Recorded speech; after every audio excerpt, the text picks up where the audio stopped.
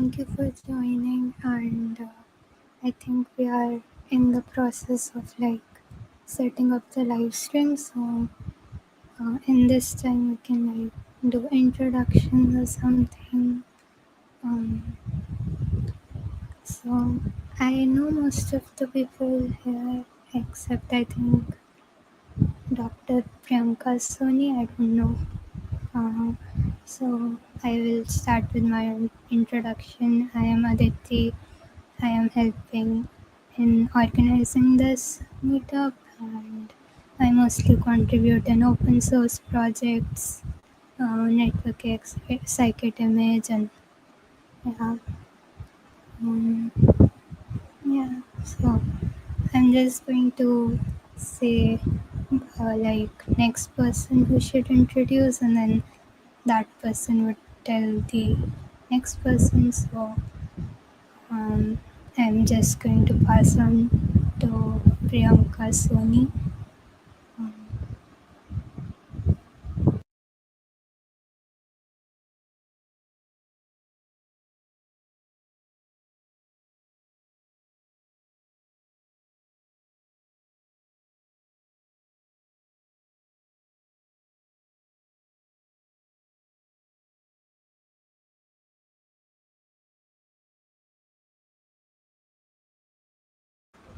okay, I think we can maybe have Agriya. Um, Sure, thanks. So I am Agriye.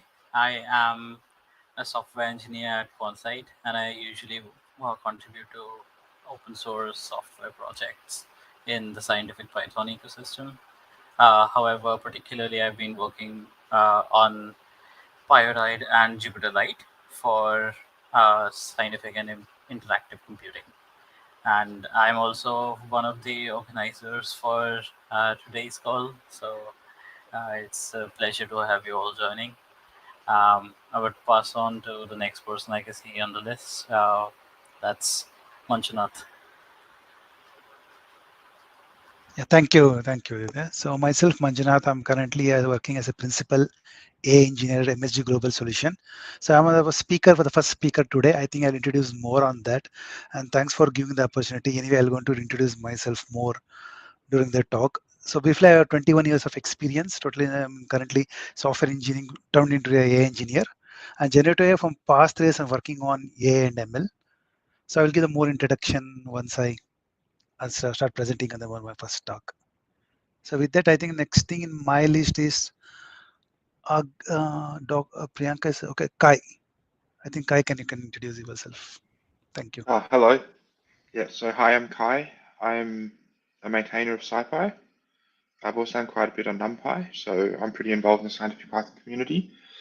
And I organise the scientific Python track for PyCon in Australia and quite a few local meetups. So I thought I'd see what's happening here. Hopefully get involved a bit. Cool. Who's next on mine? I think that's Sevari. Sorry, I'm really bad with the names. I'm sorry if I Oh, butchered no your worries. pronunciation. Yeah, no worries. Right. Thanks for the intro. Hey guys. Hey folks. I'm Sri Hari. Glad to be here. I'm currently a recent undergrad, majored in AI, the University of NMIMS. I also have a talk following up Manjunath, which is on Verimo, an open source reactive Python notebook. I'm passionate about OSS and developer tools in general, so I think I'll be giving an intro similar to Manjunath during my talk. And yeah, I think next on my list would be Rahul from FOSS United. Thanks, Srihari. Hey, folks, I'm Rahul. I'm currently working at FOSS United. Previously, I worked at Nthought, where we build scientific software solutions in the Python ecosystem mostly. I was a maintainer of a bunch of open source packages that Nthought created and maintains, and I also contribute a little bit to the rest of the scientific Python ecosystem. I'm super excited for this to be happening. I was active in the SciPy India ecosystem way back when it was happening in IIT Bombay. So yeah, I'm super excited for this to be starting again. The next in my list is Chandru.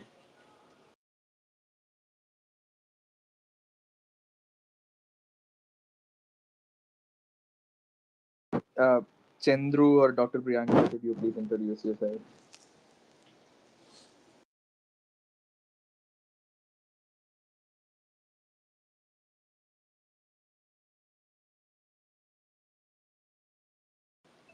Or we could skip both to Malayaja.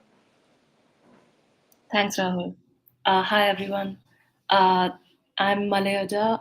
I used to be a scientist and now I'm a data scientist. Um, I have been working with Gen AI solutions and not so Gen AI solutions as well. I'm interested in potentially contributing to open source, which is why I'm here. Thank you. The next person on my list is Mohammad Razak. Hi everyone, Razak here. So it's great to join this meetup, the first SciPy's meetup. So I'm a software engineer at TPMC, and I contribute to open source in my free time. So yeah, there's that. And I'm also going to be presenting to you guys a interesting topic. So yeah, that's it from my side.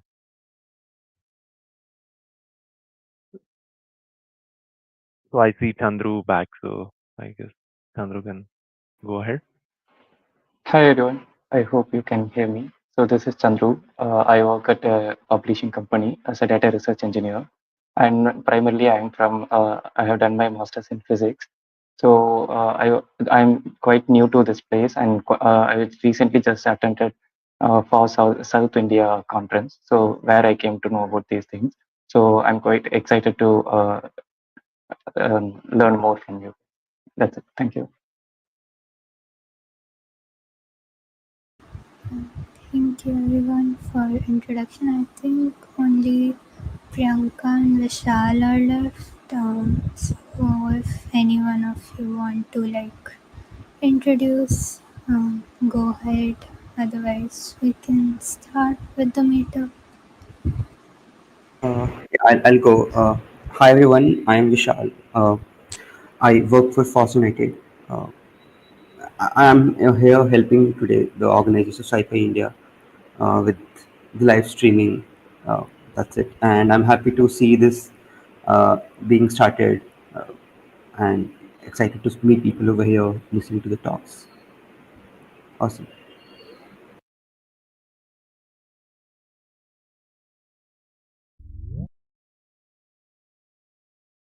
Um, Thank you. I think we can start now. Um, so, alright. So, like, I'm mostly just going to start with what SciPy India is and what is happening. So, it's mostly just 2-3 people, like 4-5 people from Pi Delhi and FOSS United, and it's pretty small team. So we really need more volunteers. So join our Zeolab channel for that. All the links are on the meetup page. I'm sharing it in the chat and also on the website.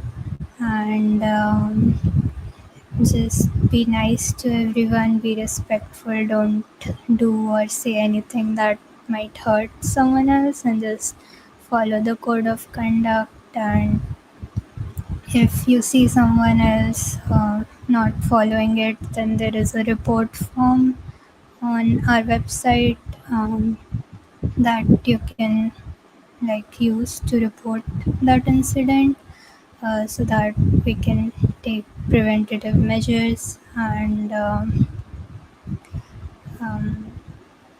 I think, and if you're wondering that this website is github.io and not the domain, because we are still in the process of mm, like transferring the domains from the FOSS people. FOSS is a group in IIT Bombay who used to conduct SciPy India conferences, and now we are trying to restart those. So that's the main goal, and please stick till the end because we have like feedback forms for this meetup and also like a survey form for SciPy India conference that could like help us get some community feedback. Um, yeah, I think we can start. Like, do you want to add anything, Agri, Rahul?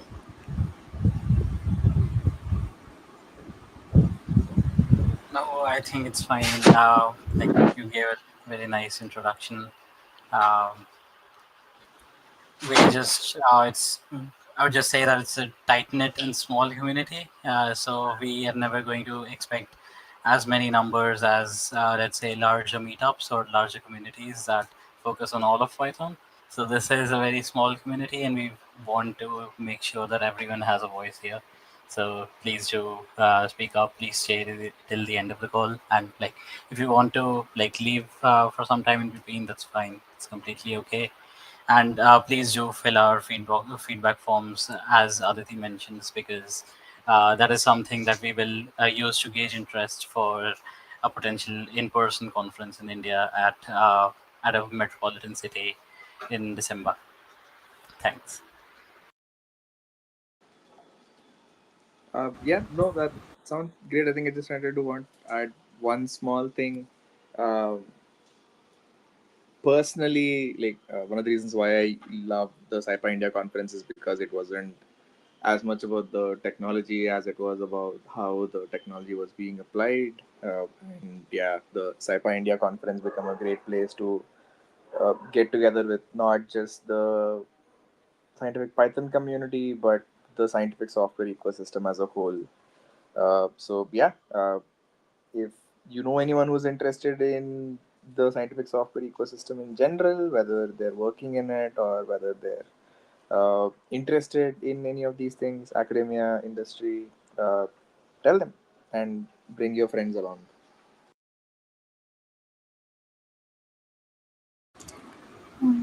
Thank you. Now I think we can start with the talks. So first talk is automating ML with PyCaret by Manjunath. Like, please feel free to take the stage. Sure. Thank you, Aditi. So let me share Also my. one more thing, if like the audience members can like switch on their video so that it's easier for the speaker to see the audience reaction. So thank you. Thank you. Let me share my screen. Entire screen. Okay. Let me know if its screen is visible. Yes, it is. I'm sharing the screen. It's not visible. Yes, your It's visible, right? slides are visible. You Okay, can fine. just Okay. So good. Thank you. Yeah. Okay, yes. thank you, Aditi, for the introduction. So today my first talking on the automating the ML, entire ML process. Even if you are new to the ML, it's fine. I will take the brief introduction of what is ML, how the data scientists or ML engineers work in day-to-day life, and what are the challenges they face, and how this PyCaret help us to streamline the process. Very simple. With two or three lines of code, you can get the result. So that is the topic today for today my talk. So about me, as I introduced earlier, let me introduce again myself as a Manjuna Janardhan, working as a principal AI engineer at MSG Global. Around 21 years of software engineering experience. 3 years or 18 years, I was working as a full software development in C, C++, and Java. And then recently become my interest into the AI. So I got a chance to work on generative AI. Completely from past 3 years, I'm working as a AI. Generative AI basically. ML and AI is just my passion of interest. I just learned and made doing experiments during my free time Although I'm not working as a complete ML or DL, but I really have interest in that also because generative AI alone may not survive. We need some time to mix and match ML, DL, and also, of course, generative AI. So I do have one patent on again generative AI around 2.5 years back on G Healthcare. I was working at that time on the CT scanner devices where we got a patent on implementing a generative AI solution on the CT scanner. I also have a speaker on a free time. I'll also speak to the multiple events. Also, I write some Medium articles on latest generative AI, what is happening. And also, I'm a YouTuber. I also do with the 3 channels which I'm maintaining. One for my sons. Sorry. Okay, one for my son and couple of 2 for the AI only. So my key areas is generative AI solution, microservices, and the cloud. These are the 3 area my expertise on that. So today starts with the agenda. We'll start with the introduction of the what is ML. So everybody in the same page. So even if you're new to the ML, it's fine. I'll take you a brief overview of the what is ML is, and then we'll talk about what is PyCaret fundamentals. Then we'll do the live demo. We'll keep switching between slide and see. So most of the time spent on live demo, so we'll understand better with theory. So we'll start with the data set and see how it compare the models. We'll compare with the different model, see the performance, and choose the best one, and then we'll deploy it and do the testing of the model. This is the whole ML process which takes 2 years of study of ML, which I'm going to be with 30 minutes. I will try to my best to teach you in a better way, in a simple way, so that everyone can understand. If any doubt, please do have ask the question. They make it interactive. Let's start with the introduction now. So machine learning is a higher level, just an algorithm, okay, to enable the computer to learn from the data. Okay, without the data, it won't work. We'll see what the data is, how it looks, and make the make the prediction or decision. For example, if today it rains or not, the probability will see, right? 30% rain today, in 40 it's right, it shows, right? We will get 1 week of prediction, we'll get even sometimes 1 month of prediction. So how we are getting it is all machine learning algorithms. So based on the previous data, using the statistics model, these are all based on full statistics, nothing else. Based on, you're able to predict it. That's what the machine learning. So to do that, if you want to train your own machine learning algorithm, the typical workflow they follow, again, it's high level. They start from the data. So data, you won't get the data, clean data usually. You get all a lot of noises, which you will see. We have to clean the data. We have to do something called feature engineering. Do 80% of work will goes in the data engineer, data preparation only, to make the data clean. Because garbage in, garbage out. If data is not proper, of course your output will be not be proper. Model will be not proper. Think of it this way. So whatever you eat today, the vegetables and everything, right? If you have a lot of pesticides in it, so ultimately our health will get deteriorated, right? So we are the system, and we are the eating the data, vegetables, I say vegetables, rice. Think of the data access. If you have organic, if you did organic food and everything, your survival rate is also more. You won't have any cancer or any of the diseases, right? Exactly the same way in the machine learning. So your data, whatever get is clean. You have to clean the data, make it clean, and feed to the model selection. So we do the model. So once the model, if we train, we need to selection. We need to do a training. Something we go to training. I will show you in the live example, live demo. We do the training. After that, you have to evaluate whether the model is fit to the my problem or not. Is getting 80% accuracy or 90% accuracy. So we have multiple algorithm. So multiple model you have to be trained, and then you have to evaluate and choose the best model, and then do the deploy. So this is a high level typical machine learning workflow. Similar to your software development, where you collect the requirement analysis, right? We do the functional, non-functional requirement and do the testing development. Similar, this is the part that typical data scientists do in the day-to-day job. Okay, the challenges is here, the complexity of the data. I'll show you. And need codings. Lot of coding as time is consumed to coding the get the model. Although there are the library with 5-7 of lines code we can do, but still for evaluation everything we still have to write the code. A lot of code as a time is set up, and it's a time consuming. Okay, this is what are the typically what the workflow looks like, and these are challenges. Okay, any doubt you can question in between. Now let's understand what is machine learning first. Okay, for traditional coding, everybody knows, right? We usually write a rules like say a sum of number. For example, I can write a Python program to addition of 2 numbers, right? Simple function I can write. I'll put a data will be 2 values, like say 2 or 3. I'll get the output as 5. Another example would be like canary conversion of rate. Say if you have a conversion rate of today is 0.8 of 8, or for 80 for each rupees, sorry, each dollar or 80 rupees, I can give a conversion rate and convert US dollar to India. It could be I hard code into my program, or it could get fetched from the API and get back. So this is how our traditional or typical software looks like, right? We have rules. Remember, we have rules, we have a data, and we get the answers. So this is a traditional programming everybody knows. But what is that machine learning? It's just a swap. If you see, we are now what you see in the traditional, we have rules and data. We have taken the answer, we got the answer from the computer or the program. What we do machine learning, we'll take the answer, we'll take the data. So we'll ask the machine to predict, computer to predict, find the patterns and rules, so that I can give the machine to find out what algorithm I'm using. For say a typical example would be if I'm using addition of two number, I can give a data of 100 two numbers A and B. Okay, with answers, what is the addition of number? I will ask the machine to predict what I'm doing. I'm doing addition or subtraction or division.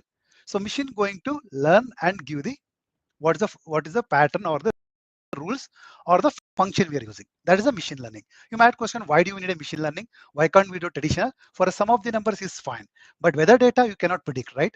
That is where this come into picture. So if you feed around 10 years of data along with what the weather at particular state or a city, then the machine can able to find the rules, what is relation, and then you can predict today was the weather, today will rain or not, tomorrow will not rain or not. That is the one of the implementation of the machine learning. There are multiple applications. That's why whichever we cannot solve in traditional programming, you can solve in the machine learning. Okay, so let's come to this. So what the data looks like. The typical data I'm showing a demo. So this is the data looks like simple Excel sheet. If you see, so what you're trying to do here. So we have the data from number of pregnancy, the plasma glucose. These are the data collected from the patients. Based on that, we have a output answer class variable called 10. What is one? One means it has a data. The patient has a diabetic. The idea here is to find whether the patients have with this parameter to predict is a diabetic or not. A simple yes or no question. So I have collected a lot of data, around 770 data. Okay, these are the parameter we call features. The parameter of feature that whatever you see from number of pregnancy till age, those are called parameters or features. Based on these features, we are giving the feeding. This is the input I'm giving. I'm also giving the answer here, the class variable. It is a live data, assuming these are taken the real examples, and we are classify. We'll get 770 patients the data. I have the answer. With this, if tomorrow new patient comes, what I will do, I'll just in the machine, I will give this number of my pregnant glucose, all this I will give the value. Then without even testing, as today, can I able to predict is it diabetic or not? That is the problem you are solving. Because this one very difficult to create a rule, right? You can't do it in traditional programming. Just imagine how difficult, how do you find a formula for this? It's very, very tough, right? Based on this data to create a formula so that that is the reason we have machine learning here. So this data set is nothing but we are going to predict the class variable. On the right hand side, what you see is the class variable 0 and 1. 1 means is diabetic, 0 means is doesn't have a diabetic with the given data. Okay, this is the data set we're going to see. Now let's come to algorithm now. Now I have the data fine. The second step in the featuring I told is a training the model. No, so which model to choose? How to get which model? There are multiple. I'm just in the interest of the time and everything given only 8. There are many algorithms are there. So which fits what? One way we can easily do, but based on you can plot the graph based on this data. You can plot the graph. What I show is all two-dimensional, but if you multi-dimensional, if you plot based on that, we can see okay, this fits for linear regression. I can use a logistic regression, yes or no, or it's a decision tree. So these are the dilemma, or people will actually data scientists actually go and understand the stats of the machine, how the data is distributed. They will plot it based on stat. They will decide which one. Again, there's a challenge. Even if I decide there are multiple candidates for me. I can take the linear, may not be logistic because yes or no. Here I need to choose yes or no. Maybe choose for logistic here. Can be decision tree also. I can create a decision tree for this problem. By seeing the data only, seeing the output, I can say I can use either logistic or decision. But still they don't know, right? We use as assumption. What data scientists will do, they will do the logistic one way. They will also do the decision and try to compare the model. Not these two. There are multiple candidates like random forest, support vector machine. They will try to do all this algorithm and try to compare which is the best. There is something called ML flow. There's called that well for assuming like a DevOps, we have ML flow, we have meta flow and all those stuff that will help you where it automatically by saying the parameter by tuning everything, it will parallel runs at the behind the scenes and give the result. It is the model. Again, we try the code for each and everything, and parallel we have to run. Okay, you write a code for a decision tree, you have to write for the code for a logistic decision, you have to do it.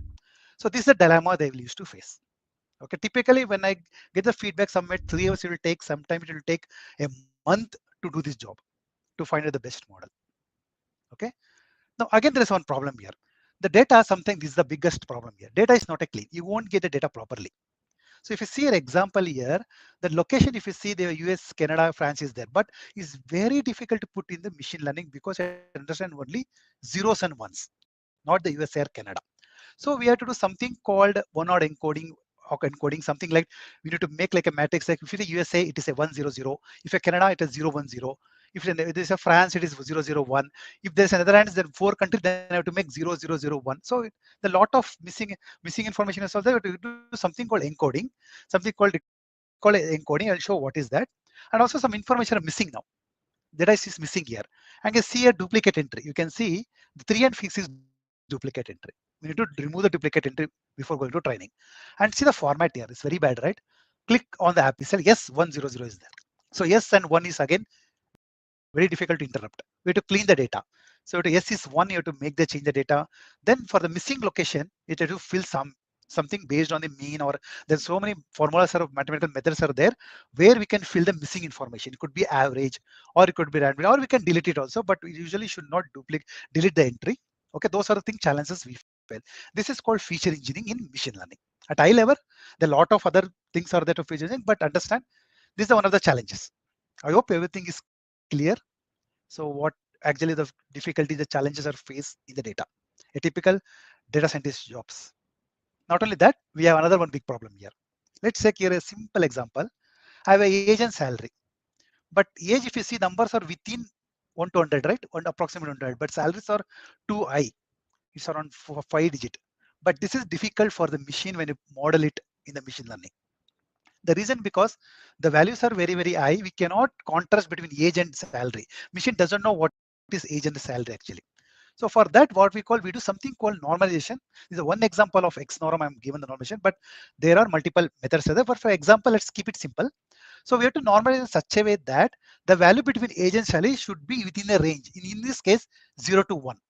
I want to add a mathematical formula, what I show on the right hand side to this, so that it will remain the same. Still your age and salary not still it's a same only age and salary, but only thing is for machine to understand, we'll give some difference with so that we are normalizing within the range from 0 to 1.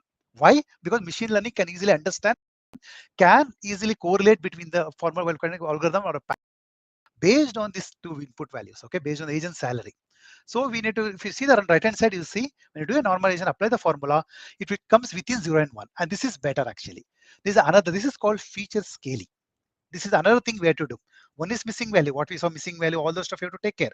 One not encoding. According to that, this also we need to take care. So see how much time we're spending even before the training the data. Imagine if I have thousands data, lakhs of data, how much difficult, how much time it will take. Of course, we do have a library to do something, but still they have to do it with you to code. There is no something called automation here.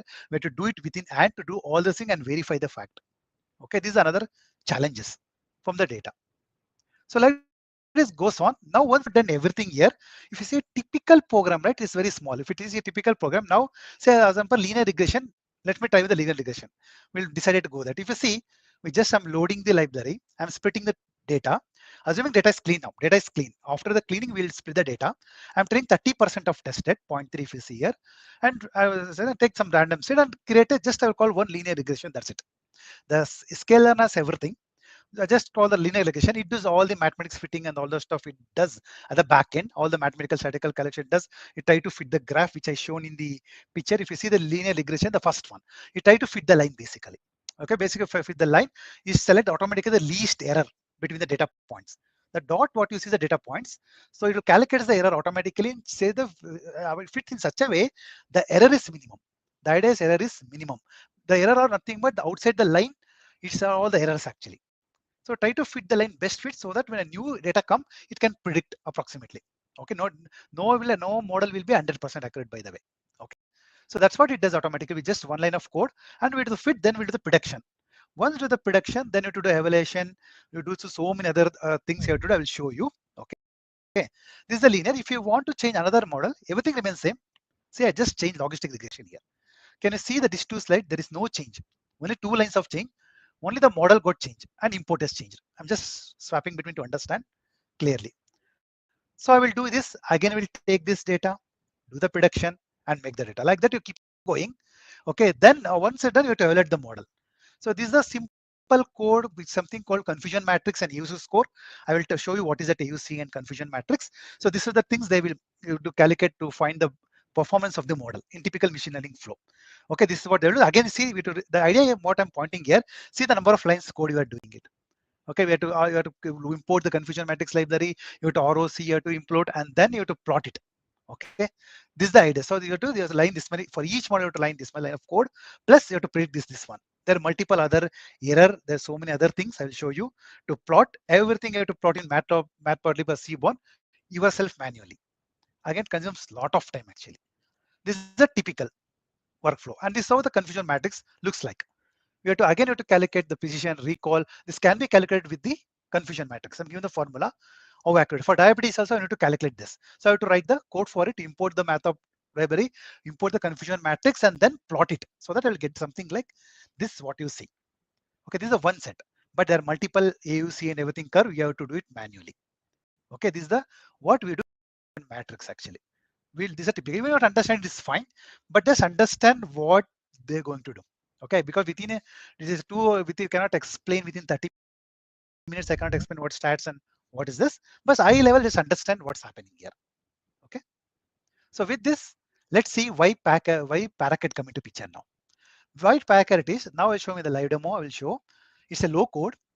It's a fast ML experiment, and what I showed in the previous slide, everything will automate by PyCaret. I'll show you. Within just 2 or 3 lines of code, you can automate entire thing, including feature engineering, the missing thing, everything does automatically for you.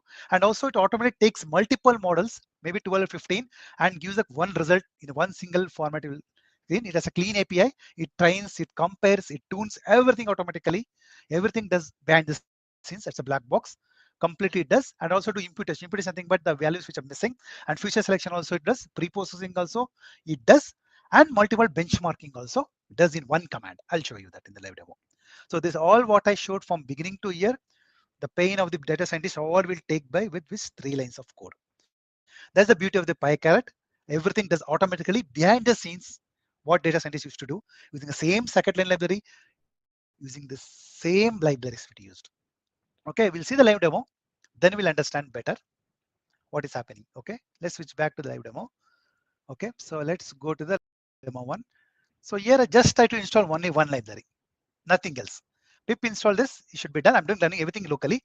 Okay, see if you see the library NumPy, Panda, all things SciPy, see everything got installed here. This is what is data science typically installed manually, and you see Matplotlib, everything. See scikit-learn, scikit-kit, everything is there. Matplotlib, see it's there basically. It does all the required install dependency has been installed now. Now see what I'm going to do. I just importing the library of data, diabetic data set, which I showed earlier. So this is the same thing I showed, which I shown. This is the data set I have. So I have around data of this is a clean data by the way. I will show non-clean data also. This is a clean data set. It will be faster. I'll show you between that 787, 69 samples I have. Okay. So this is the output. By the way, this is the output. These are the input. These are the inputs. Now I have to predict this actually based on the new data. This is my data. So I'm directly taken from directly from the PyCaret only, directly not from the Kaggle. I will show you and give the brief top 5 of pandas clearly displayed. This is the prediction. This is the age. What are the functions? So we can see. I even not printed. It automatically got printed. See, ideally we need to print if you go with the manually to print the data, put in the pandas, create a data frame, do all this thing. I don't do anything. Just here I'm just loading the data. Nothing else. Getting the data. Now see here. I'm just set up the data now. What is the setup here? I am passing data set and a target I need. So what target is about what do you want to predict out of this? What you're planning to predict here? We are predicting this, right? Class variable. Now that we can do anyway. You can predict the age also. You see the machine learning output can you can choose anything you want. You can't choose age. You can choose the age. Give this input variable. It's able to detect age is what approximately. Okay, we can predict. So my prediction is a class variable. That's what I'm passing here. Observe here what I'm passing here. That's it. Session ID is fine. I'm just giving dummy num session ID. That's all I have to do. Finish. So you're ready. Your setup is ready. Experiment is ready. I'm doing an experiment, scientific experiment I'm doing. So my my experiment is ready. I'm given this all the data set. I'm telling what is the target is. That's it. It's all done. It is giving me what is the original data shape, everything. Usually we'll print. If you have worked on machine learning or anything course you've taken, we'll print what is the outer data, what is the shape. If the shape does not match us, you need to make it same. Or there's so many complexities involved if you go with the typical machine learning process. Okay, just give me all the what is the thing is giving full number, everything is fine. Currently use GPU, is not using GPU, is fine. That's it. Now let's do the model training and comparison. See, only one command, see the magic what it does. Pay careful attention here. I'm just click play, see what happens now. Okay, it done the logistic. Already 4, 5. This all the different algorithm it started doing it. And see how much time it is taking now. Within 8.6 seconds, I able to get this many logistic regression, rigid clarifier.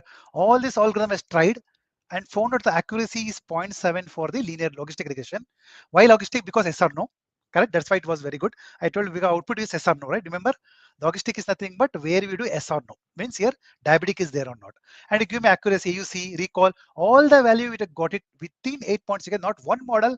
It takes so many models here. See. SVM, this all the different algorithm. Adapt boost classifier, gradient descent, Navier basis, linear decrement, see, rigid classifier. This all the algorithm it took and got the output now. Now with this you can do for this is the, again eye level. Okay, this eye level you got it. Now you need to further fine tune and do the experiment.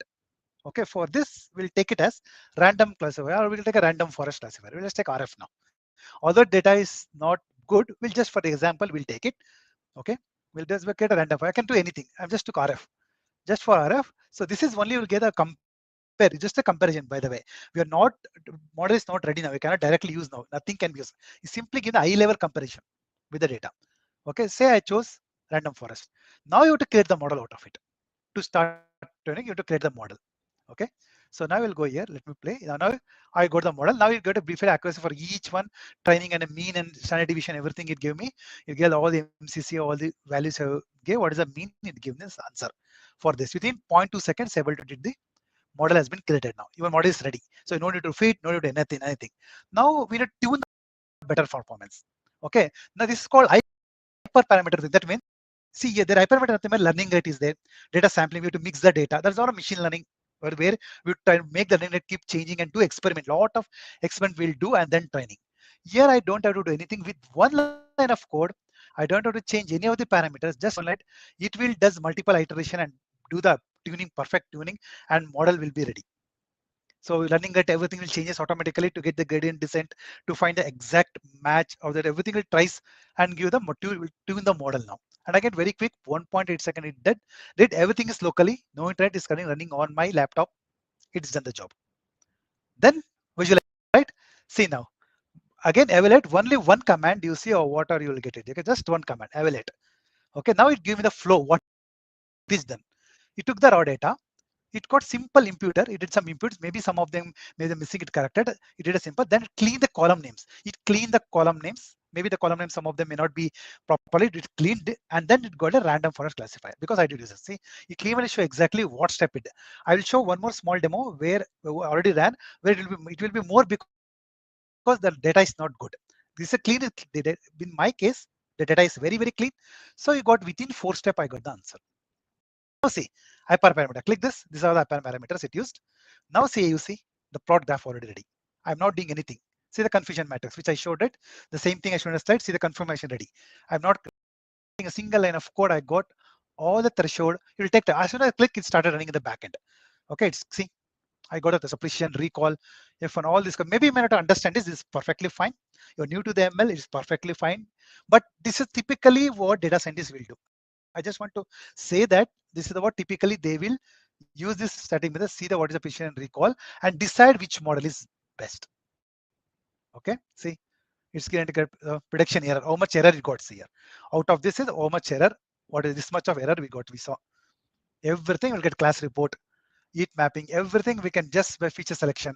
What the features got selected? Let's see. It will take some time because it at the backend it is actually running. When I click it, the algorithm is keep running and dynamically populated here. And make it with they made everything come out of the box. You don't have to write a single line of. You just have to write call the function. That's it. It will take some time because I have to get that because it's still running. But it will take a lot of which each features it does behind the scenes it runs and come back. But let's go to while it coming. Let's go to the next one while it is running. I think it is done. Let's game. So this is the feature selection. So it took all the number of features selected, okay, and then it's got a number of features 6 and got the score to plot this for the behind the scenes is for doing the competition to get this graph. Okay, and then you save the model. Once you've done everything, you save, give to your team. They can save the model. They can give your machine learning engineers or tester can now, data scientists will save the model and give it to their deployment now. In the deployment, with they will, machine engineering goes to the machine learning, they will load the model and start predicting. Let's make a new prediction now. This is a new thing it's not seen. I'm telling number 4, 2 hours of glucose is 76. I'm giving all the values I needed. I'm going to predict the age is 45. I'm giving the age. You can change it anything. Now I'm planning to predict now. Now putting in the practical now. A new patient came. Okay, I just calculated this. All the values I just given. This 4 is the input actually. All these parameters are the input, and then I need to predict it. So I'm going to just call the classifier to predict. Let's see what is got predicted here. When I do print predicted, is got predicted 66. That means 66% is really high. Probability of getting a diabetic of this patient is 66%. So that's what it shows actually. With only few lines, how it able to do it. See very quickly. And I don't want to run, interest of time, I don't want to run again. This is another data I want to quickly show you. It is very unclean data. Okay, let me minimize this. This is raw data. I just took 20 days old. It is taken from the Kaggle. See that this is the real problem pain actually. This is the real data with some missing, and can I observe a USD? See the value is not proper. One is $40, somebody is getting 50. You have to clean this data. It's a lot of pain actually, and also missing year of experience. And see a reactive 01 false, and see missing percentage value. And can you see the data here? How bad the data is here? And not even given properly. Also, how they even the male and females here. Some are male, a male is small capital F, female capital male. So this is the data. Ideally, you will get typically. This I download directly from the Kaggle. I just 20 days. Somebody has given a global freelance raw data. Today morning I took this data, and with same thing I ran within a 2 minutes. I able to get the predict. I able to get the prediction. So see all the data. See, this is the data. This is a very big data and a lot of cleaning has to be done. See, this has more data of 1,000 data, which has too many. This is the real typical. You get the real data. You have to clean the data. You do the one-night encoding, feature engineering. All those things has to be done. If you do manually, it will take a lot of time, which I will show you. Which I done the same thing I ran. Did the installation. Did the setup. Same thing. See the raw data. I just loaded the raw data, and this is the I got name, country, and everything. Here I'm going to predict the country. Just for a tell me what I did. Let me predict the country. See, I can choose anything. Again, at machine learning, you can predict whatever you want. So I'll give all this input. I will predict the country. So I ran today morning only. Interest of time because it will take some time, lot of time because I'm just showing that directly. So experiment I did a setup same. Here I'm target I put a country. So this is a target mapping. So 1 means Australia, 2 is Brazil, Canada. So I need to predict based on this. It has to predict which country is in based on this feature selection. See number of features, categorical features, everything is calculated. And model training took time because 38 seconds. The reason because data is not clean. So it will take a lot of time. It found me rigid classifier is the best fit, not the logistic regression, nothing. So rigid is the best fit. So I took the rigid. I took the rigid. If you see rigid and created a model out of it and tune the model. After tuning, I do the visual evaluation. Can you see a difference here? Can you see the steps the code change? Let me increase. I'll show you. This is very important to see. Previously, okay, I think it is not going this way. Fine. So I hope able to see here because I can't zoom this one. But see raw data. I will read you. It did a label encoder. Earlier it was missing. I did a simple imputer. You know, same. See one not encoding. It does a one not encoding because the countries are America and all those stuff. I cannot do this. It did one not again. Again target encoding. It did. It did a clean column name. It did a clean column. Then it came to rigid classifier. See the number of steps got increased based on the data. Earlier I gave a very clean data. That is where the number of steps is very small. Data was clean. It I don't have to do the clean the data. You just have to do some of the few things. It did only few steps actually. I think it is in the bill. That's fine. Okay, it was I show you last time I showed. I need to run again. Let me go here. So these are the steps actually it took. Clean and save the model. I did save the model and load the model. And now I give it some dummy data. I gave John D. He's a male. He's age 32. He's English data scientist. I gave what is the USD freelancer rating and active and his client satisfaction 95%. Asked to predict. It told it's in United States. Okay, it has said because United States. Based on this input, it has predicted us is the person is in United States is working. Maybe it would took the USD. Maybe our data is common. Everything in USD only. By the way, we calculating everything. There's no France and everything. If you see the data, everything in the USD only. Based on these parameters by the name and primary skill and his active, he did a feature engineering and got the United States as an answer. See the unclean data, how quickly I did within 2 minutes, I able to do it without doing anything. I just selected and done before this meetup. Okay, this is what I showed in the demo. Data diabetic dissector. I took the diabetic, for example, clean. I took the features. These are the features, and goal is to predict the diabetes onset. And I have the workflow. Just simple. The import, setup, and train. That's it. 3-step done with 1 line of code. That's what I showed in the live demo here today. So this is about my thing. So one thing you have to note here is you might have a question, why can't use directly here? It's good for the low code ML development, but it is actually initially, it doesn't mean that this is what we can take to production and do, because there's a lot of caveats here. It's a black, it's all basic built in. You still can't do the complicated feature engineering, all the stuff. We still have to go and do the typical data scientist job, what you have to do. It won't replace PyCard, but a good starting point in the beginning to see how it is performing. It's very limited in scaling and other training. So it have very basic, got very basic opt-in. So hence it may not be good for the production, but before you can have an initial analysis with PyCaret and then take it to the production, do the same cleaning. You have to still do the 80% of most of them you have to do, because it's a black box. You don't have a control here. The PyCaret doesn't have a control for which feature to select. I don't have a control. It automatically does behind the scenes. How it does, if nobody knows, because everything behind the scenes is happen.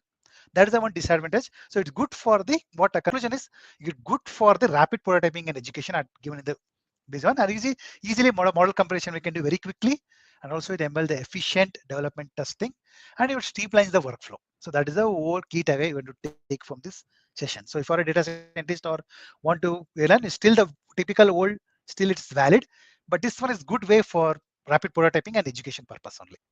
Then we can take it forward with the same way. So this is what actually I wanted to present, and these are the resources currently I have in everything. Whatever I ran, it's there on the demo. It's in GitHub. This is the original repo is on PyCaret, and this my demo documentation is also given there. And dataset what I took for diabetes also is present. And the other one, Kaggle, found it. I already uploaded in the my GitHub repo. You can try it on your own. You put it on your laptop or. Stage. Yeah, go ahead. Yeah, outliers. Sorry. I assume that the outliers are then cleaned at the imputer stage in the Could be. pipeline. That could be because I thought it's a black box. That's the one disadvantage I told in the beginning, that we don't know what exactly Bain is in. There's no logger. There's no logging mechanism. What's inputting is done, what actually is done. That's why I told my assumption was I thought I want to try it and see. I had to give an outlier and see what exactly it happens. It really consider and do the compare. That's the one disadvantage of this, is a completely black box, out of the box, like the MacBook or computer, right? We don't know internally what is happening. The Apple has completely blocked it. We don't know exactly what is the booting happening. In the Linux, we can see the booting process, we can see step by step, but in Apple, you can't see, right? Only see Apple logo and see what is happening. There is no way I can go and see what exactly boot process happening and everything. So it's completely black for us. So I'm not sure whether exactly it will happening in the imputed, might be removed or scaled. Really no idea on that. That is the one the disadvantage of the PyCaret actually. Got it. Thanks. You're welcome. So any other question? I don't see. I don't see any other question in the chat. So Aditi, There's another one then? Oh. about by Srihari. I'll let Srihari speak. Yeah, I think it Sure. was more of a feature. It was more of a feature request to the folks of the maintainers of PyCaret, I assume. But yeah, I just felt when you showed the results of the models of the various classifiers, I just felt if you had an option to switch between interactive plots and matplotlib, it would be nice. You could just hover over the graphs and the data points and see the values at each point accordingly. So it was just a, I think, suggestion to the Yeah, I think good. tool. We can raise a feature request for that to do that actually. Right. That will be great Yeah. actually. That's a good. Yeah, that's a good thing. Thank you. Thanks.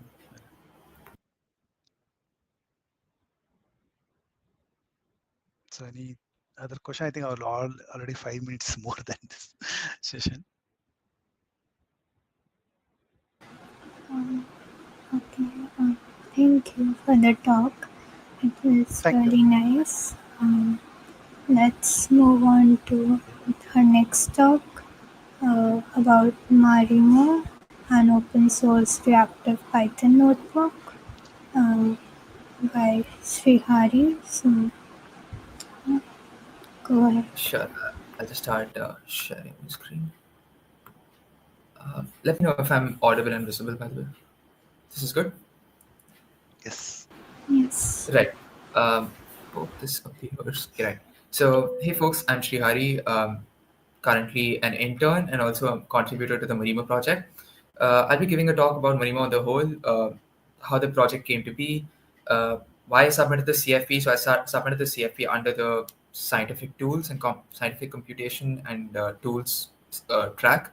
And I feel this is very relevant for us, especially with the previous talk using the Jupyter Notebook in VS Code. uh, I believe this is a dev tool that people should be at least aware of, something which would potentially replace their daily workflows um, and daily tool usage. So, coming to Marimo, it's an open source reactive Python notebook. The emphasis on the word reactive will be talked about in detail in the slides in the PPT. So, unlike traditional notebooks, Marimo notebooks are maintainable pure Python programs. So, they are stored as .py files and not .ipynbs. They can be run in three ways. They can be run as a notebook itself with interactive elements built in. Again, the emphasis on the word interactive, and elements, UI elements, will be showcased and also talked about in these slides coming up. They can be run as Python scripts. So if you're an avid CLI user, command line interface user, uh, you always have the option to run Marimo notebooks with the Marimo CLI, Marimo edit, or Marimo run notebook.py. But you can also run them as pure Python scripts. So Python and the name of your notebook.py. And if you've designed your notebook to be run as scripts, you can do that as well. They can be also run as interactive web apps, thanks to a technology called WebAssembly and Pyodide. Python can literally run on your browser. There is no backend. There is no compiler running running it on some server. You can just run Python, and you can publish web apps as well. You can create Slug links uh, or links to share, notebooks to share, just with a click of a button. There are some properties I've highlighted here, which will also be talked about in detail in the upcoming slides. They're stored as pure Python. So with this itself, with this sentence or this phrase, comes a lot of advantages. Git versioning, which is a huge uh, a huge issue when working with notebooks, especially in production. Uh, Being stored as pure Python files, the Git diffs when you see in PRs, when you push notebooks, it's just what you change. It's not uh, rubbish or garbage metadata, which you would typically see when working with traditional notebooks. There are some great integrations with PyTest. We have SQL built in as well. So, like you have the option in notebooks to create markdown cells, to create markdown cell blocks, Python cell blocks, we also offer an option to create SQL cell blocks, and this is powered by DuckDB. Going on to the next slide. Hopefully, this is not too congested, by the way. From to me, it looks like that, but is it fine when being viewed from the screen? On the, I think like the aspect ratio is a little off. Interesting. Okay, I could just get to that. Not sure why. Could probably share the entire window in that case. Does this work? No, yeah, this is better, but I think when you do full screen, it might be screwing with the aspect ratio. Right. I think this is what I usually saw when testing it on Teams as well. So I think this should be good to go at least, just to be mindful of my time here. Right. So, yeah, as I said, Maribo, just to give a brief about the maintainers and the people who found this project, Akshay and Miles are stated here. They're the project maintainers. This project is also incubated by the Slack lab. So it started off as a side project, which evolved into something, which evolved into a proper um, a library on the whole. It was incubated by Stanford Slack National Lab. So Akshay, see you listed here, was working with notebooks a lot during his PhD. He faced a lot of issues, especially reproducibility issues, uh, just the hassle of sharing notebooks and not being able to reproduce plots and data that would usually be previewed using GitHub, rich preview, etc.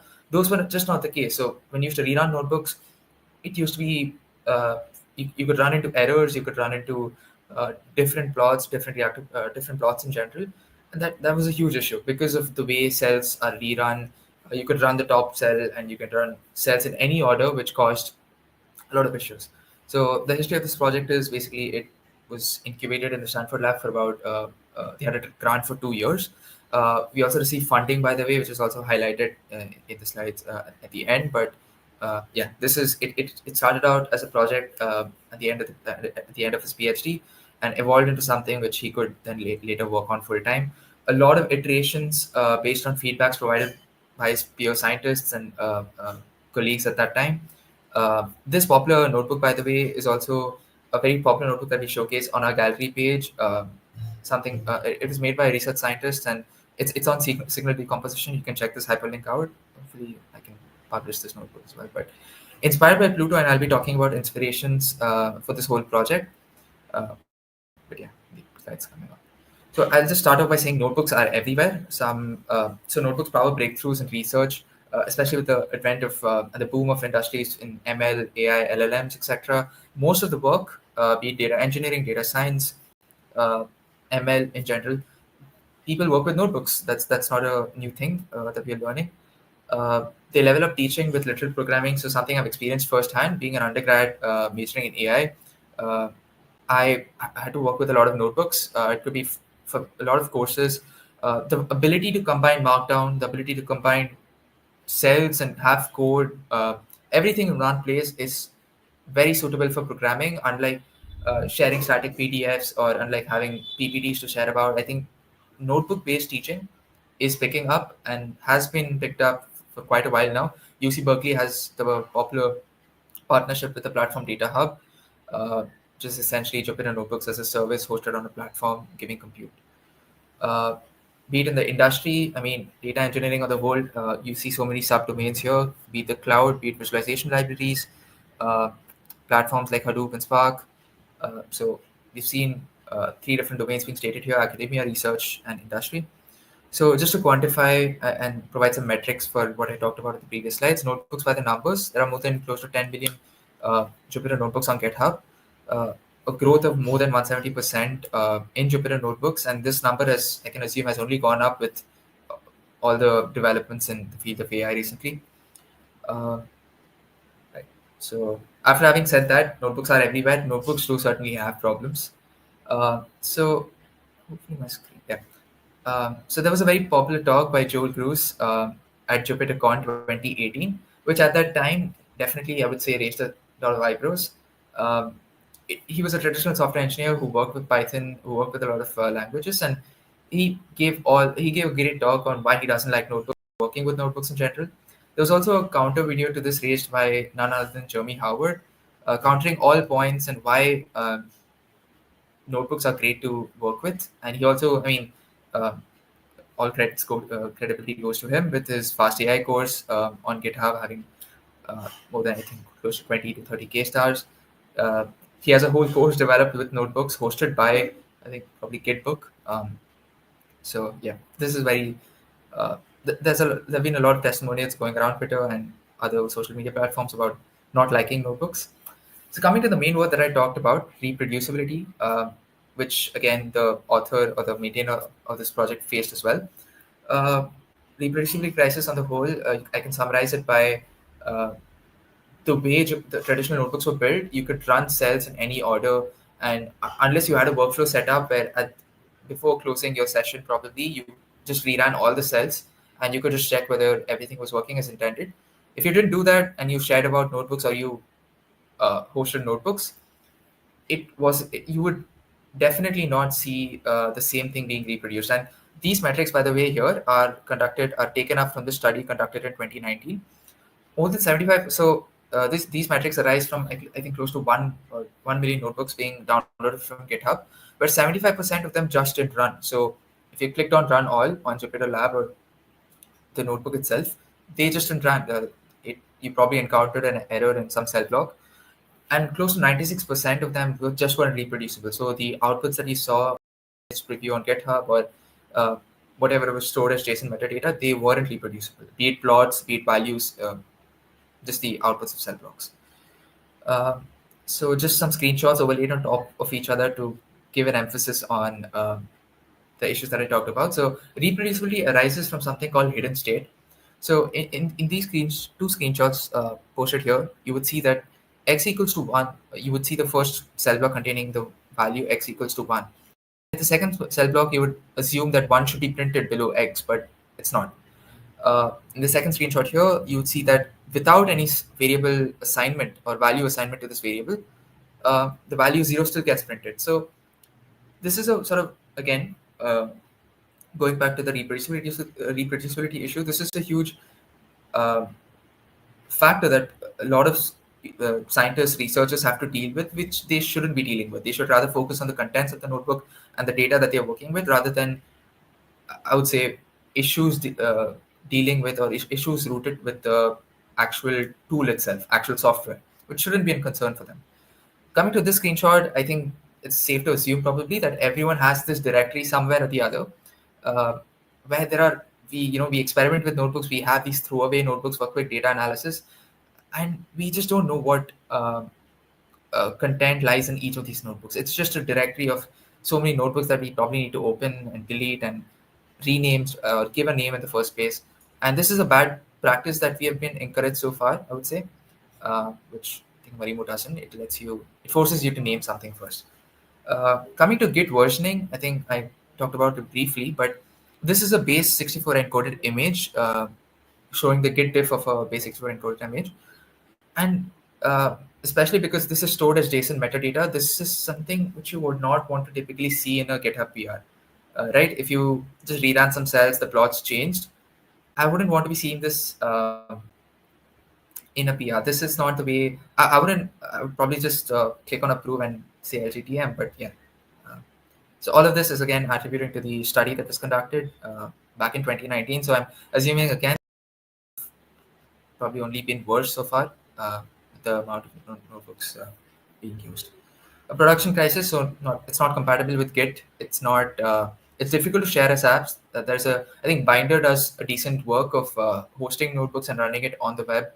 But again, it's sometimes the startup times is pretty slow.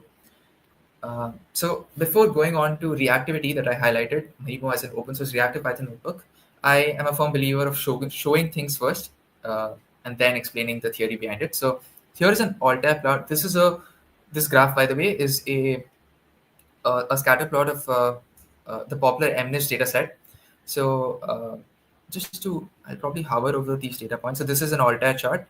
I'll just click on this selection, and you would see that reactively, again, emphasis on the word reactive, you'd see that the digits, which are basically these embeddings, get rendered as digits. And you can see that I can also move this selection, by the way, and you'd see the plots and the digits changing accordingly according to each cluster.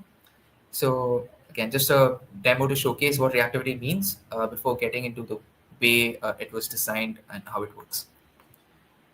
Going on to the next slide. Oh. Right, so running Python as scripts, I think I'll be highlighting upon this in the coming slides as well. But just to give a short demo, so the slide that I showed you previously, the logic for that the logic for that whole plot and the way it worked is stored in a different notebook. So I've launched this from I think you can see my entire window. So this is a localhost notebook that I'm running right now.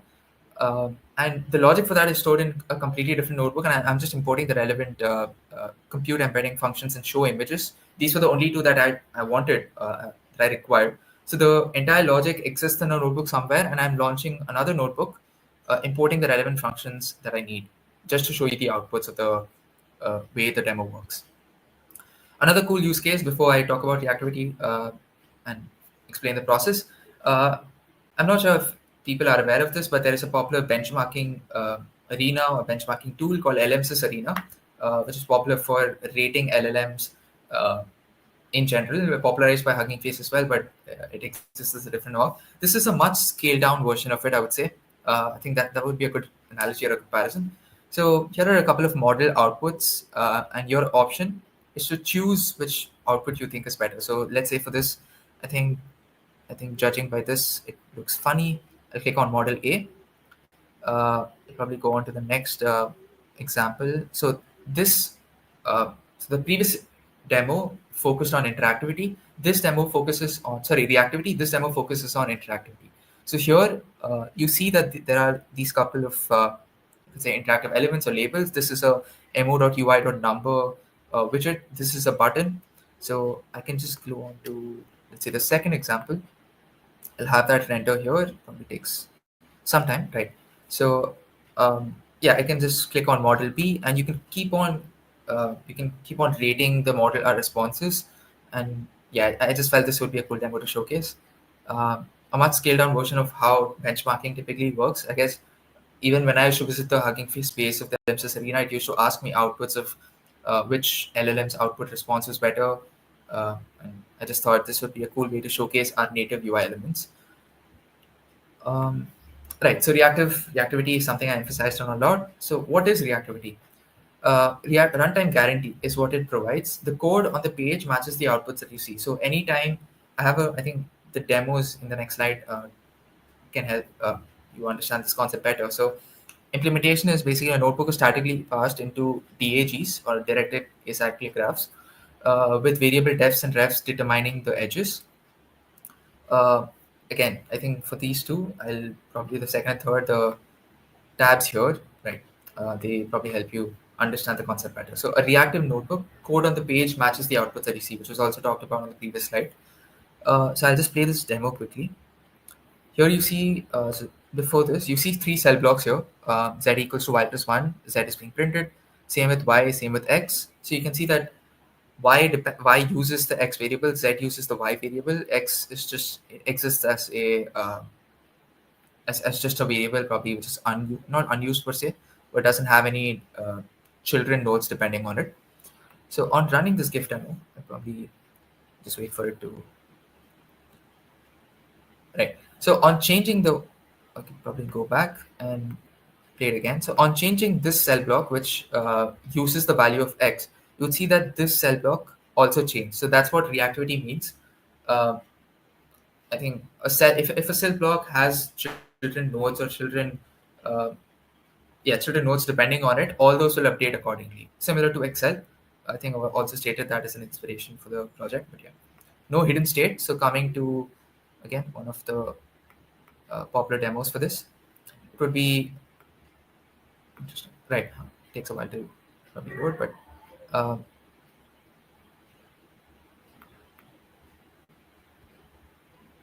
okay, probably go back to the next demo then. Okay, this doesn't seem to work. So no callbacks. Again, this is a slider, and you'll see that uh, just changing the parameter or changing the value of the slider also updates the cell block below, which uses the slider. So as you go on, the exponential value of e changes accordingly. Right. So I talked about DAGs or directed acyclic graphs in general in brief, but here's the static passing of a data flow graph. So here are three cell blocks listed: b equals to a plus 1. You print the b variable, and there's just a demo function where you can assign some value to b and you return the b value finally at the end of the logic. You see that b equals to a plus 1 means it prints b downwards, and the function does not have any dependencies per se, and it exists as a individual cell block. An intermediate representation as a data flow graph. So here I've defined a couple of cell blocks here: a equals to 0, b equals to a plus 1, c, d, e, etc. So a branches out to b and c, which use a's variable. So if you were to change a equals to 0 from a equals to 1, 2, etc., all these would reactively change without you needing to rerun those cell blocks. So that's what is being showed here in a diagrammatic way.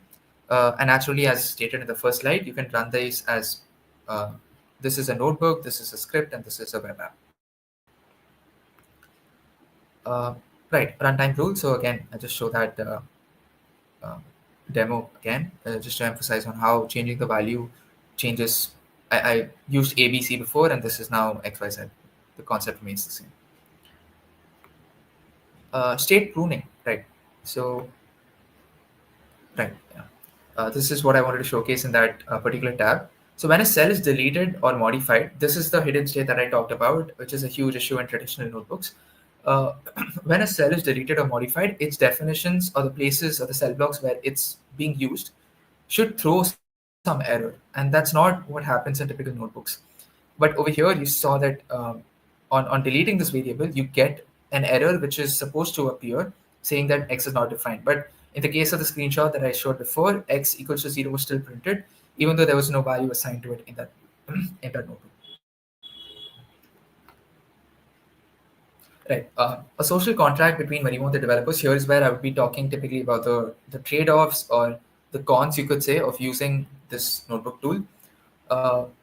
The mutual agreement, which we usually assume developers to abide by, would be that we don't allow variable redefinitions across the cell. So even I would say in the previous talk, I saw I think the value of x, which used the model, or sorry, the model variable which stored the model, uh, having a lot of um usage down the notebook. There was a lot of iterations that were done using it. So in Marimo, that's I would say a huge learning curve for people, especially coming from Jupyter or even traditional notebooks in general. We are so used to the fact that when using or interacting with data frames, we use the df variable a lot. So typically, we would assume you to either uh, create new variable names or follow a functional approach where you don't use the same variable in different cell blocks. This is mainly owing to the fact that Marimo notebooks are essentially DAGs, which I highlighted. DAGs do not allow for any redefinitions of any kind. Uh, this usually, and also coupled with uh, maybe a bit of UI and other things, might appear as trade-offs to some people, especially who have been Jupyter developers for a while. But if you do plan on sticking to these, and if these are fine by you, in return, you get a notebook that is reactive and is interactive, which itself solves the whole reproducibility crisis. It's Git friendly, so if you're working, let's say in production, or if you're working with GitHub or whatever hosting service you use, it's definitely Git friendly. So approving PRs of notebooks being pushed shouldn't be an issue.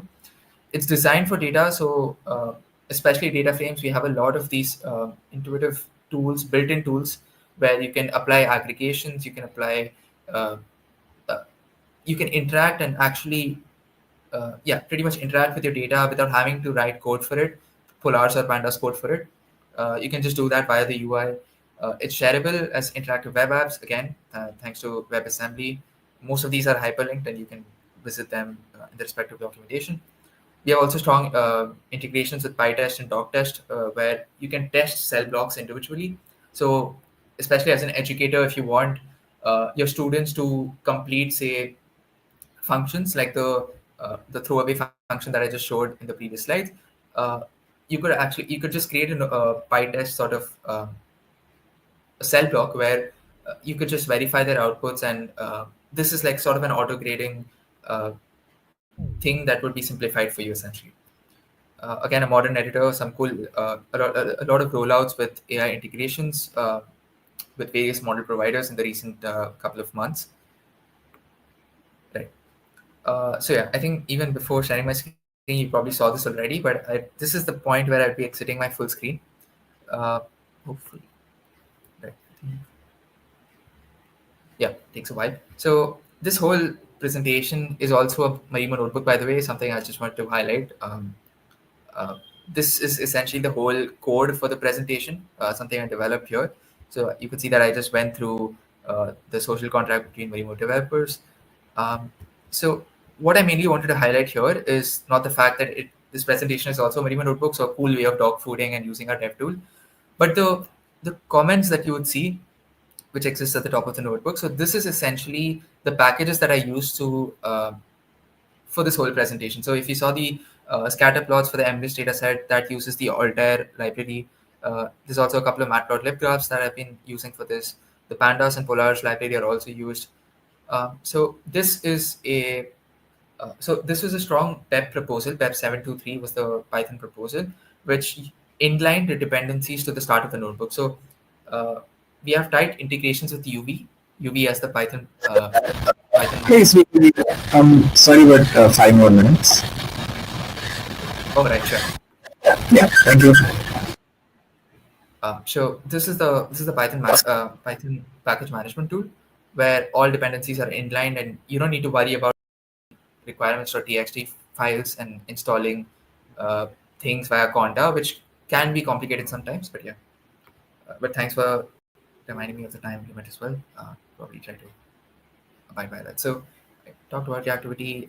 Interactive elements, coming to UI elements, this is something I want to go over. We offer a lot of native UI elements. So this is essentially the slider drop down. This is also a drop down, by the way, mo.ui.drop down. This is a slider, and changing this, you could see that the value here should be getting updated accordingly. A little slow because I think my machine's a bit slow, but yeah. We have a great integration with the AnyWidget library. It's a third-party, I would say, a plotting or a widget-based widget creation library. And we have had a lot of cool use cases with people developing widgets using AnyWidget. Again, a controller GIF demo. This was a cool use case developed by one of our team members where they essentially connected a controller to a notebook. And the use case here was essentially this particular notebook where they could label data sets, they could label data in a data set just by clicking the respective controls in their notebook. So the controller was essentially connected to the notebook. This was also developed using any widget, and you could just click on I think L1 and R1, and you could annotate it as positive and negative. A very cool I think data annotation / labeling demo, uh, which was made possible using the AnyWidget library. Some cool community examples would be again showing why interactivity in notebooks teaches you in a different way where normal or traditional notebooks wouldn't. So here we have a couple of radio buttons. We see that clicking on them uh, changes the outputs accordingly. This was also a tutorial, by the way. This was developed by one of the scientists at Stanford. One of the first tutorials or one of the first notebooks being ever made with using Marimo. And yeah, just wanted to highlight that. This, by the way, is an iframe. So this is essentially, this particular window that you see here is a Marimo notebook running inside a Marimo notebook.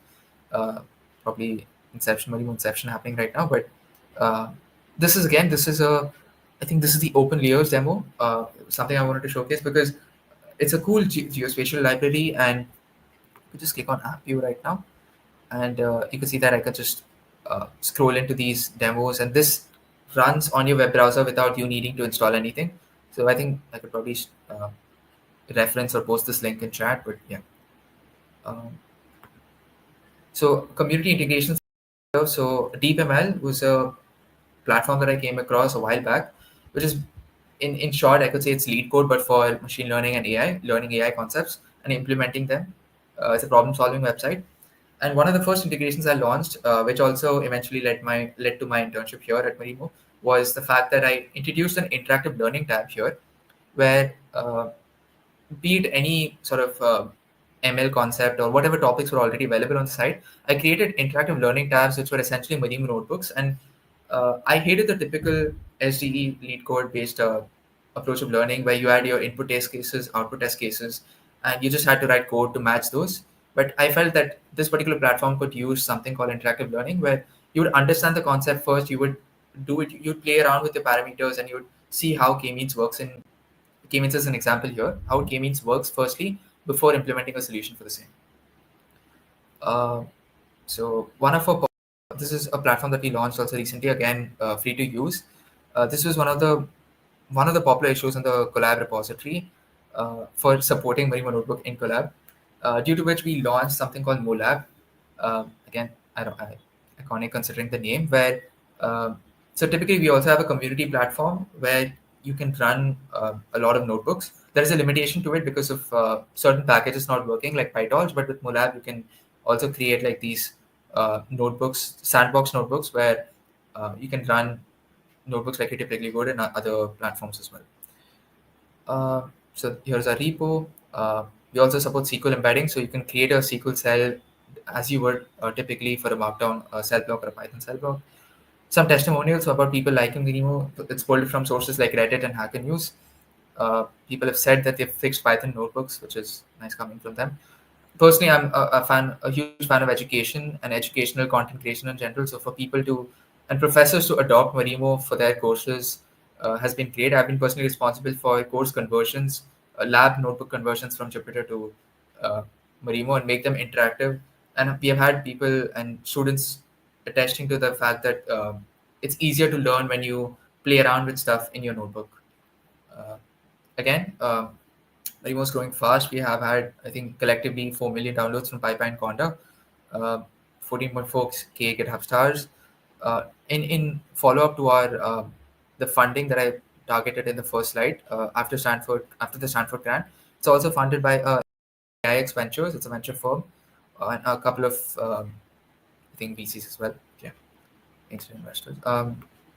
And inspiration for this notebook is largely drawn from Pluto. Pluto is a notebook for the Julia language. Observable is similar for the JavaScript language.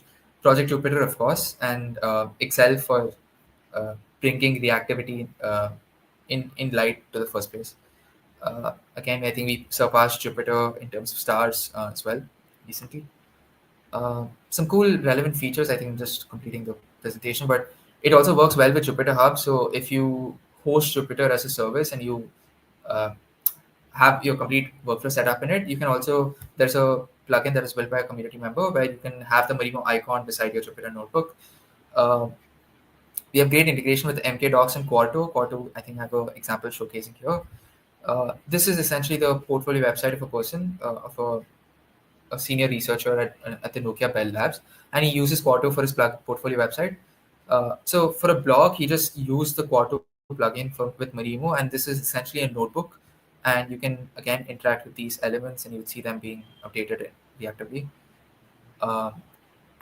But yeah, people use Marimo for a lot of different use cases. Typically, it's a notebook tool, so the common domains being data science, data engineering, etc. But surprisingly, we have had some cool use cases like interactive API docs. So a lot of documentation websites have been adopting to or using Marimo as well. Again, the classic use case of dashboards, presentations like I'm doing right now. And yeah, I think I'll conclude by just leaving it at the links page, relevant links to the GitHub documentation examples, our gallery page, etc. That's me. I'll probably stop scanning, sharing screen now.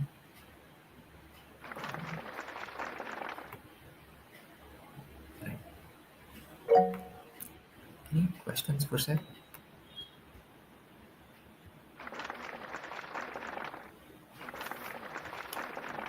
Okay, I don't see. Oh, okay.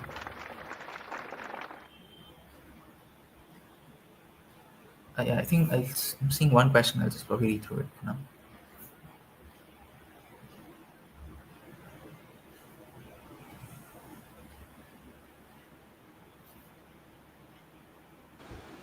I can just read it for the live stream. So the question is, are there any plans for any shim layers between SciPy widgets and Marimo? Those millions of notebooks on GitHub has lots of Jupyter specific code. Right. So regarding SciPy widgets or shim layers in general, this is a good question.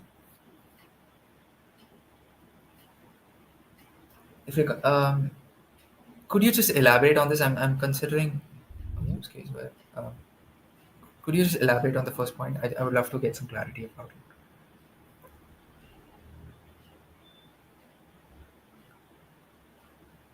it. Or just going off the question.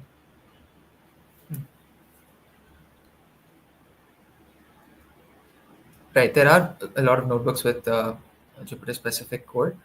I think SciPy widgets and Marimo are completely different, especially if you were to talk about the UI elements in general.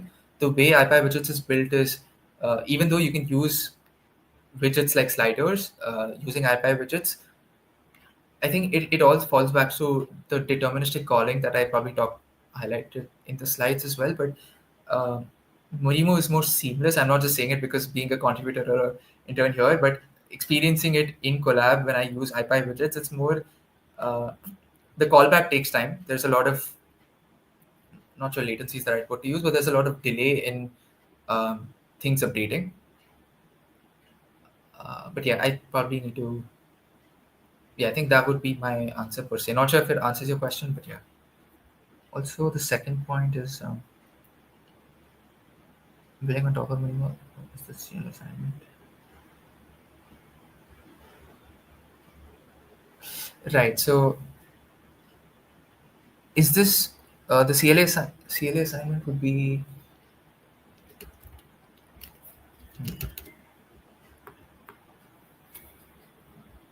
Again, if I could get some elaboration on this, I would appreciate it. But okay, get it. I don't think such a plugin or even an intermediary layer that bridges both exists right now. So, uh, yeah, I think, but fair enough. Right, I think if that's it, let me know.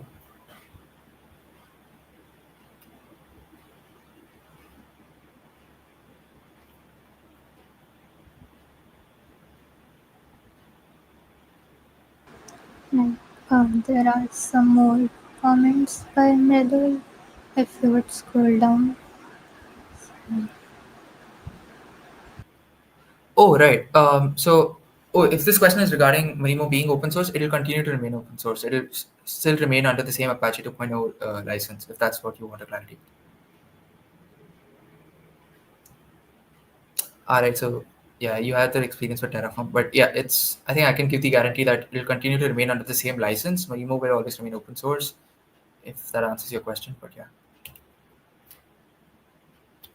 And also the platforms that I highlighted, the community, be it Molab or even the community platform, they are also free to use. There are no restrictions per se. I guess account creation is one, but other than that, there is no um, charge as of now.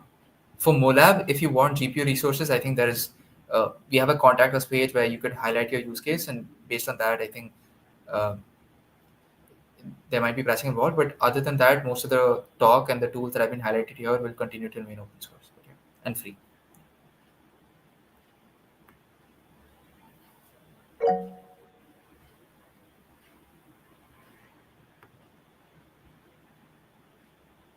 So I had a question about whether Marimo has some sort of plugin system.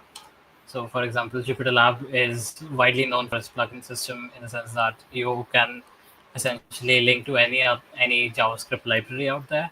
So, let's say if it's a library that integrates an image viewer for, let's say, medical data or something like that, then you can create a Jupyter Lab extension and you can write some JavaScript or TypeScript code to do that, and you can then install it as a Python package, and you Right. can then host your own instance of Jupyter Lab or Jupyter Hub. Does Marimo also plan to integrate something like that? Because I see that most of the docs, at least related to plugins, are a little sparse. Right. So I'm not sure if an equivalent of that exists, but in terms of a ecosystem of plugin based or extension based support in general, from the elements or from the UI element side of things, from the widget side of things, you have the classic any widget library by Trevor Mans. So I think you highlighted upon linking to relevant JavaScript libraries or JavaScript visualization libraries, if that's what you meant. So any widget should handle that, because to create these different UI elements, I think I also showcased that slider 2D demo where you could just hover over the empty screen and the plot changed accordingly. That was developed using any widget. So you would need some amount of JavaScript, HTML, CSS knowledge to create widgets using any widget. In regards to other extension, I think I just talked about Quarto plugins being there, where you can have your blog post as a Quarto as a notebook, and you can essentially make it interactive on the whole. Um, but I think on the whole, the community and the plugins extensions side of things can definitely use a lot more support. It's not as um, known or widely used or supported as the Jupyter project, but yeah, right. We also have VS Code. We have VS Code plugins where you can just run Marimo notebooks on your VS Code. Uh, I think also talked about the MKDocs plugin, which is MKDocs is a popular docs hosting uh, library. But yeah, I think yeah, that's pretty much what.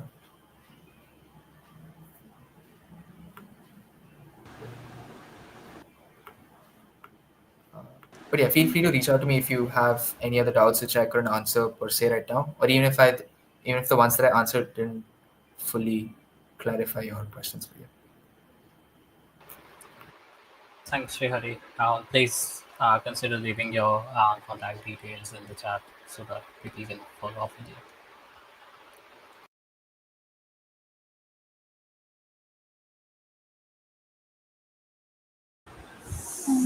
thank you for the talk. And now we have a break, so there are like two things that we can do. Either we can just like do some interactive activities kind of things, or like we can create breakout rooms and you all can talk.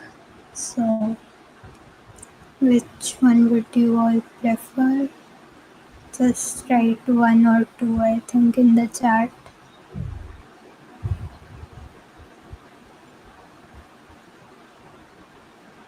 One is for like doing some interactive group activities, and two is for breakout rooms. Or like, do you want to just go and have lunch or something?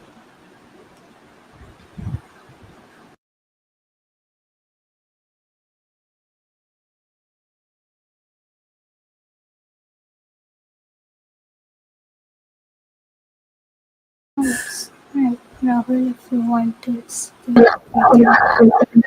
And I don't know if my audio is too noisy. Um, yeah, I don't know how to use this reference in the book, but yes, people wanted to member, and I think I just wanted to hear if you want to participate in the Southern India or one of the other scientific computing ecosystem preferred and what you sort of expected. Yeah, like your audio is not very clear. There's a lot of background noise. Um,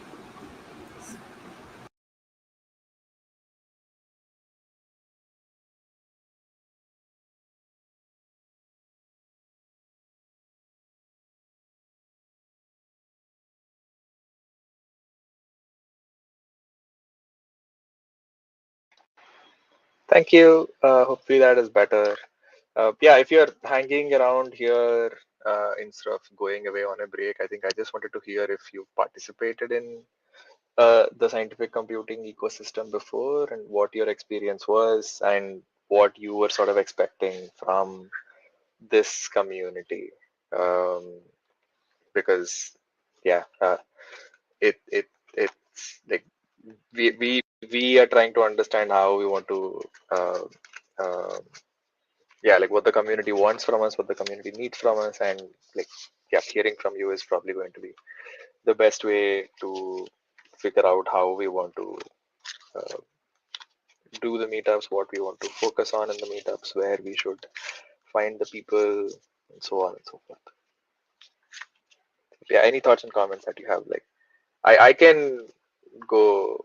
One of the things that I really liked about the SciPy India conference that used to happen was the workshops during the conference, because it gave uh, fundamental understanding, like software understanding, for a lot of people in the scientific ecosystem who didn't have software training. So uh, that was something that I saw gave a lot of benefit. And the other thing also was, I don't know how many people know about software carpentry, software carpentry, data carpentry. If you don't know, you should like definitely check it out. So the software carpentry is material that is meant specifically to help people in the scientific ecosystem, scientific computing ecosystem, to develop a strong basis, uh, uh, like understanding of like yeah, in software fundamentals, like how do you understand Git and GitHub better? How do you understand like how to think about writing software and like ensuring that the scientific code that you're writing is still good from a software point of view. So personally, that's been something that I've been very interested in, and I was just wondering again if there are people here who are in the scientific computing ecosystem, would they want uh, these sorts of sessions at some point in the future so that they are able to improve the code that they write. So yeah, any thoughts, comments that you all have? All ears. Thanks, Agriye, for the link. Yeah, this is my first session actually for the scientific community, so it was very good. But what I would like to also see, what about quantum computing also, because that also making a lot of noise and also get towards seeing more attraction, right? The Microsoft has already released the quantum chip, and also everybody is competing now, going towards the quantum. Although it is too far away from the reality, but that is the next wave. It's good to have some way, or I think good to have some quantum computing skills also. Would be great. What I Yeah, no, good point. Good point, Manjunath. I actually watched a video recently which criticized quantum computing because someone with a PhD in quantum computing was commenting about the fact that while the hardware is getting better, the algorithms weren't improving, or at least there weren't new algorithms which were being developed to solve traditional problems using quantum computers. So, but yeah, very interesting topic. But like, hopefully, we'll find somebody who will want to come and talk about it. sure. Thank you.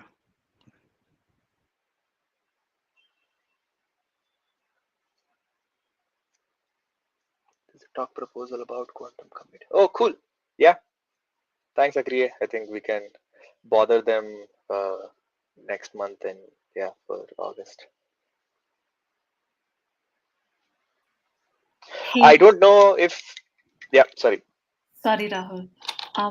I was wondering if you guys are approaching practicing scientists who are using Python in their research to see if they'd like to also contribute with talks, etc. Since this is sci-fi, scientific Python. Yep. There's a couple of one faculty who I've mentioned this to, and one other faculty who I'm planning on reaching out to. Yeah, both of them applying Python and R in biology and environmental assessment. So yeah, I'm definitely hoping to get a lot more practitioners to come and talk about stuff personally. But there again, I think it'll be great if you could find new folks and again try and give them the platform so that they can discuss some of these things. Uh, I don't think we want to disparage people, even if they're using C, C++, whatever other like language stacks. I want to hear people talk about Fortran. If anyone is writing Fortran code, I'm sure people are writing Fortran code. So yeah, if all, again like all of you, if you know people who are scientists and researchers who are writing scientific code, please like tell them about us and then ask them to consider giving a talk. We'd love to be a platform for new folks and first talks.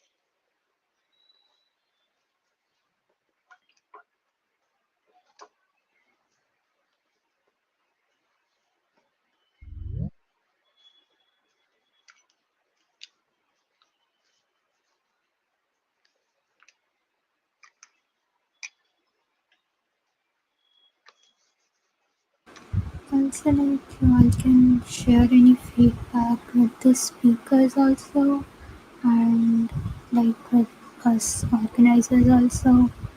Um, yeah.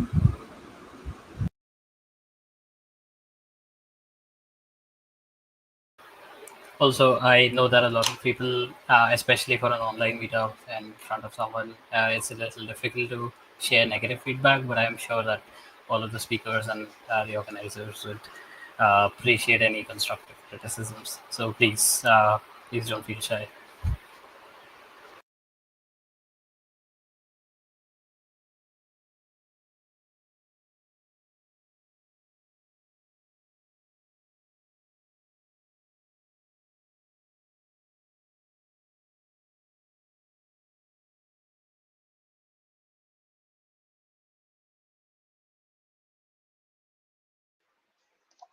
Is there anyone here who's a scientist or a researcher uh, from like any of the STEM or STEM adjacent fields?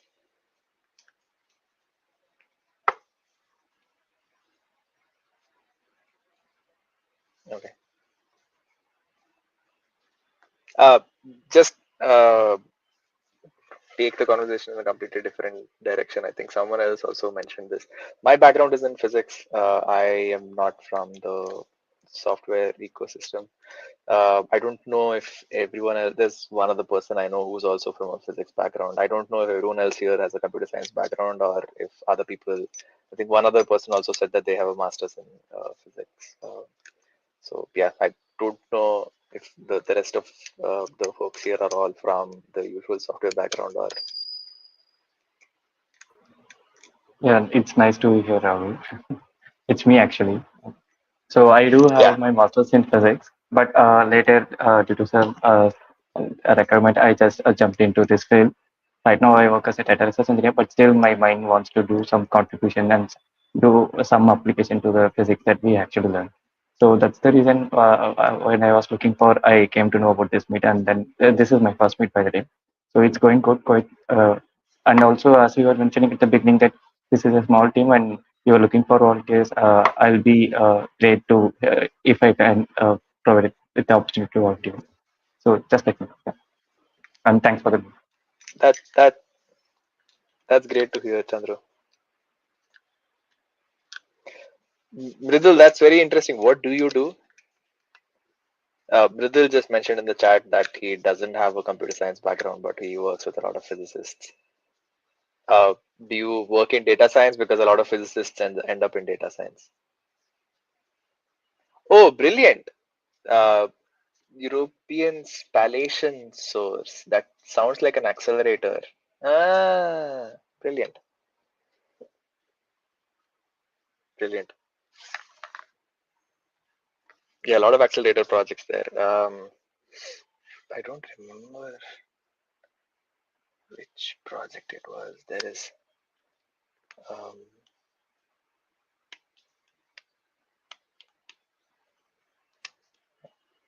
yeah, if any of you like want to share, yeah, some of your personal work, like projects that you want to highlight and tell people about, I think all of those are um, also going to be valuable.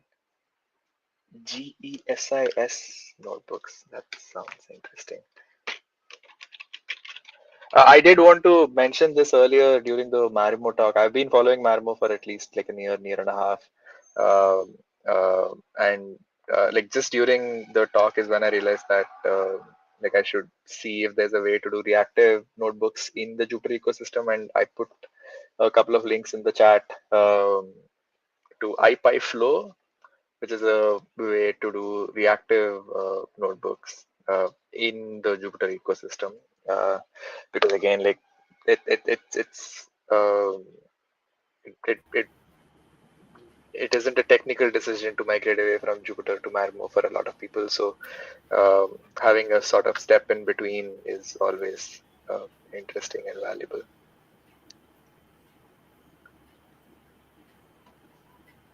I think one of the members who joined like our Discord recently also talked about iPad Flow, uh, and there was a discussion and there was a thread on it recently. Where, yeah, I guess for some folks it doesn't make sense, especially if you're not dealing with UI elements in your notebook a lot or interactivity in general. But the main pain point was that iPad Flow was based on a lot of run run packs and deterministic calling, which uh, made the whole sort of interaction slow. If you're using sliders or if you're using whatever those UI elements are, the activity is essentially slow. It's not as seamless as Marimo, but for folks who want to stay put with the Jupyter ecosystem, that makes sense. I think that's a good intermediary. Yeah.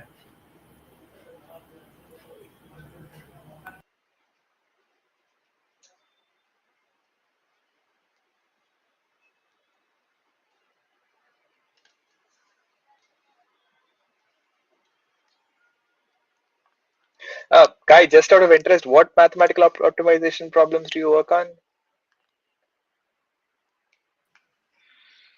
So I work on energy market modeling. So, if the company builds X amount of supply, how does that change the market?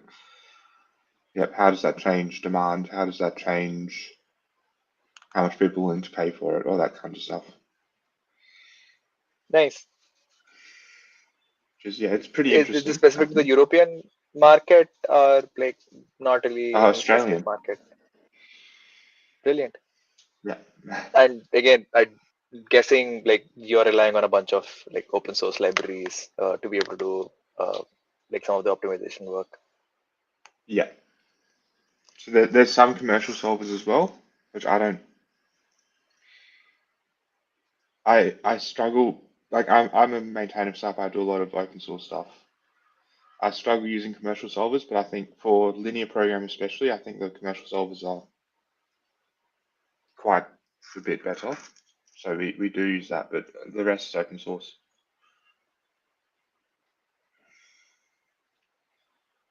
Yeah, no, I there was a conversation a long time back that I was involved in around uh, linear programming and how it was being applied in climate modeling and climate simulations. And yeah, there not being a lot of open source libraries that are in and around that space. I have no hands-on experience in that at all, so I have no idea what the state of the open source ecosystem is for some of that tooling. Basically, they exist. The problem is you can use a lot of problem-specific shortcuts to get to the solution much quicker. So commercial solver is basically a library of shortcuts, which they've just accrued over time. The problem is with open source. So I say I did quite a bit of work on SciPy as linear programming solver. We can't have a gigabyte of executable storage just for different like edge cases, but they can.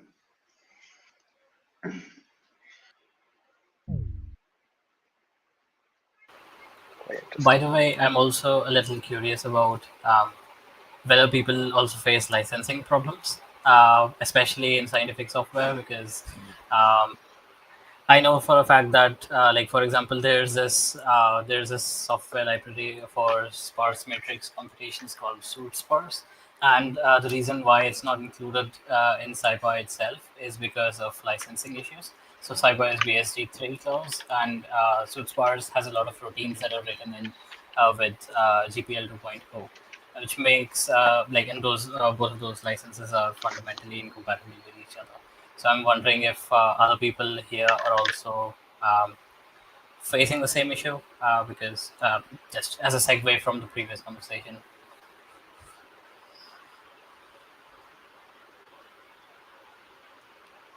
Personally, no. But the last, again, at my previous job, whenever we would run into some sort of an issue, just create a new package, which is a small wrapper around uh, the package, which has another or an incompatible license, and just make it standalone instead of integrating it into the existing thing. Um, yeah, personally, I don't know.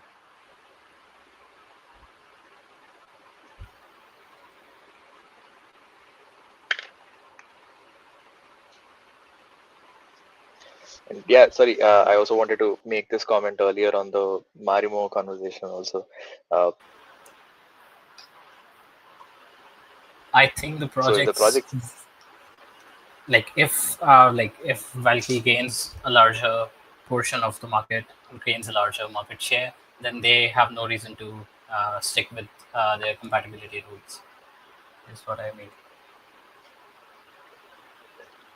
I don't know. To some extent, I feel like I'm playing devil's advocate here, but it's okay. I like this is a tangent. Yeah, I don't know how many people are interested in going down this rabbit hole. So yeah.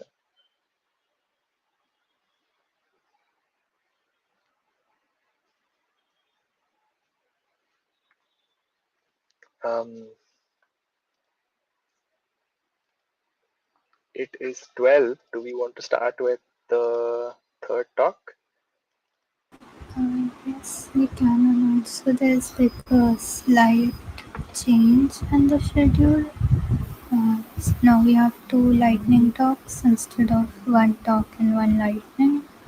Um, so let's start if we have the speaker. Yes, we have the speaker. Are you ready, Mohammed?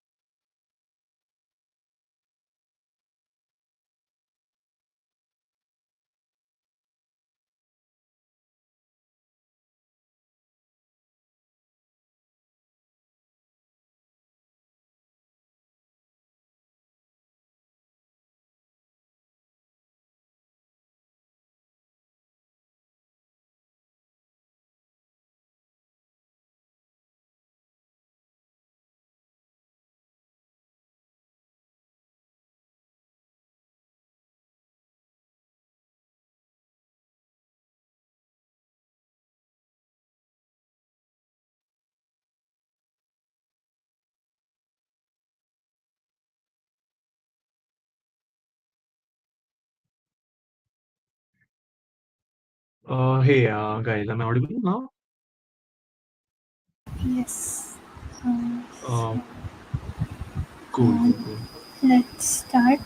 So it is a lightning talk, and it is an introduction to causal machine learning and PyGMPy. So, over to you. Uh, sure. Do let me know if my screen is visible. It is. Yes. Cool, cool, cool. Hey everyone. So my name is Razak. Like I'll be sharing with you an interesting topic today. So it's mostly on causal inference and some and a library called PGMPy that approaches this problem. So like, does anyone have any experience or like doing causal inference over here?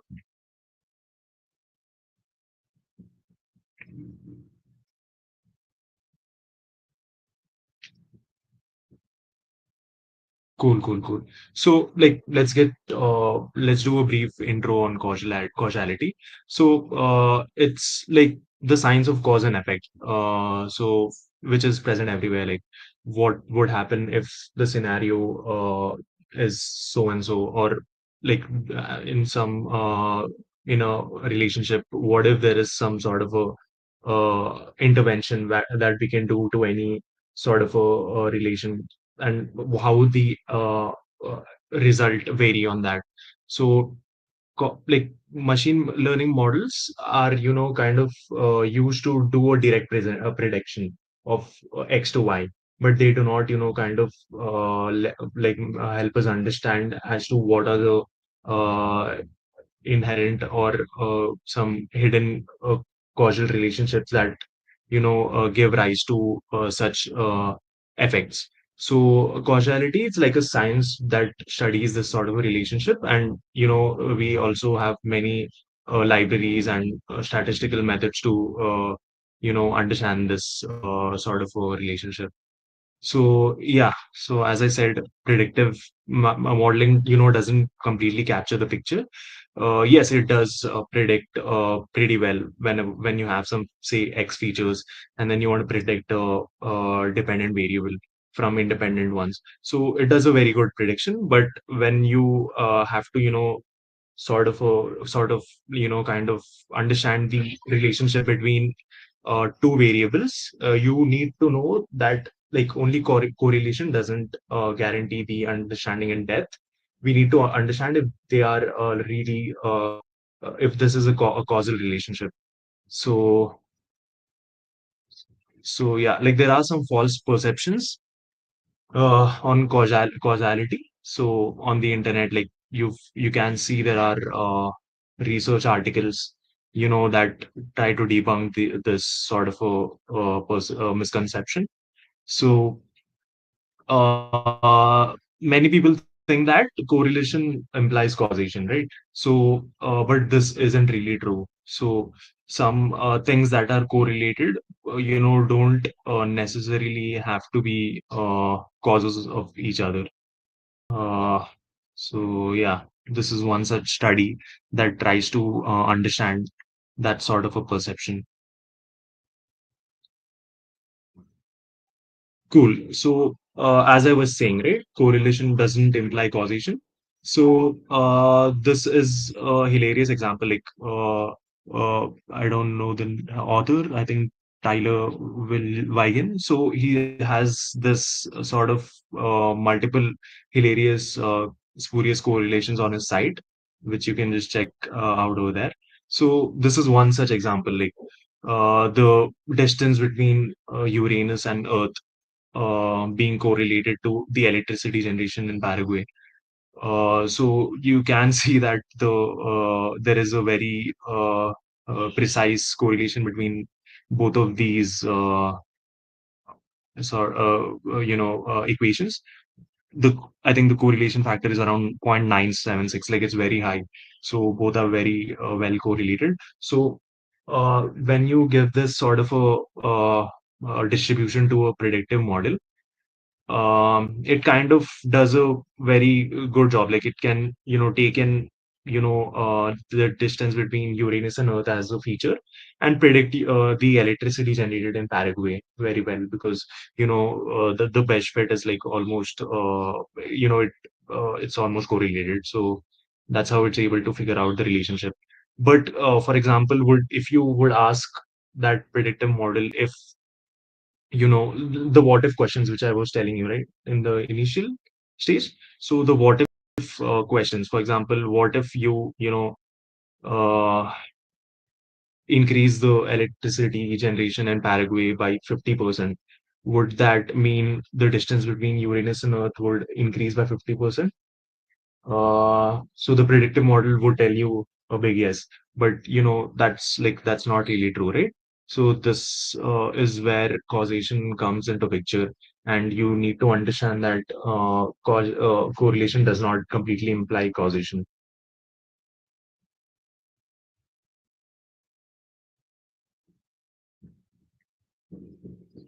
Okay, let's take this example just for the sake. It's like a protein causal network. So these are a bunch of proteins that were like studied in this paper which I've mentioned. So and how they interact with each other. Uh, so so the variables, the PKC, pKa, whichever whatever you see, I think those represent the protein structures and the relationship with their children nodes in this picture would imply like direct signaling mechanism how it works inside a human body. So yeah, so this is a sort of a causal network representation in which the nodes represent direct causality between one variable to the other, uh, and you can get pretty good insights on the pathways and like say for a real practical use cases you could potentially identify therapeutic interventions. Like what if you decrease the pK value, what would happen? So these sort of relationships are, you can study these sort of relationships using causal networks better.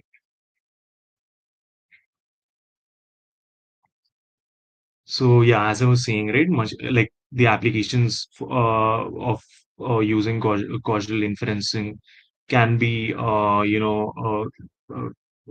we can use those sort of distributions and stuff in machine learning. Like you can generate better correlation and causations features, and get better prediction models that are more robust, right? And in epidemiology as well, like depending on how you take it, like drugs, right? Drugs and treatments and whatever health outcomes, like what are going to be direct indirect causes and effects, and economics and social sciences, so we can understand the impacts of policy interventions and yeah, designing better policies at scale. So these are some like high level applications which you can use causal inferencing for. So like there are mostly two main frameworks to do causal inference. So one would be a potential outcomes framework. So this is usually in dealing with direct estimations of causal relationships of two variables which you can consider. So it's like it has pretty good estimators using statistical methods. So examples are like propensity score based on doubly robust estimators. So yeah, so I'm going to speak mostly on the second framework over here. So it's a DAG, directed acyclic graphs. So wherein the causal DAG is at the core of the causal inferencing. Like we kind of have create this directed acyclic graph as the first step, and then do some like strategizations and stuff to reduce the bias. And like there are multiple methods you can reduce the bias, and like you can if for example you can, if there are some 5 6 correlated variables, trying to fix that sort of a relationship, because you do not need five variables that are highly correlated. It's going to be redundant, right? You need to reduce the features for better so that you can have a better estimation. I think it's called the curse of dimensionality, if I'm not wrong, in ML world. So yeah, and after the causal graph is constructed, you can use the estimators highlighted in the potential frameworks to get better estimations out of it. So these are like some Python packages that implement these two frameworks. Uh, yeah, and do y is a popular one, I guess, collection of estimation methods, and some others as well. So mostly I'm going to talk about PGMPy. So it's a DAG-based framework. Even Causal Learn is similar to it.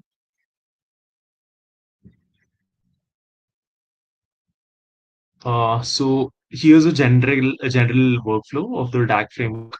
So as I was saying, right, like initially you have to create a DAG prior to any estimation you do. And to do that, you need to undertake a step called causal discovery.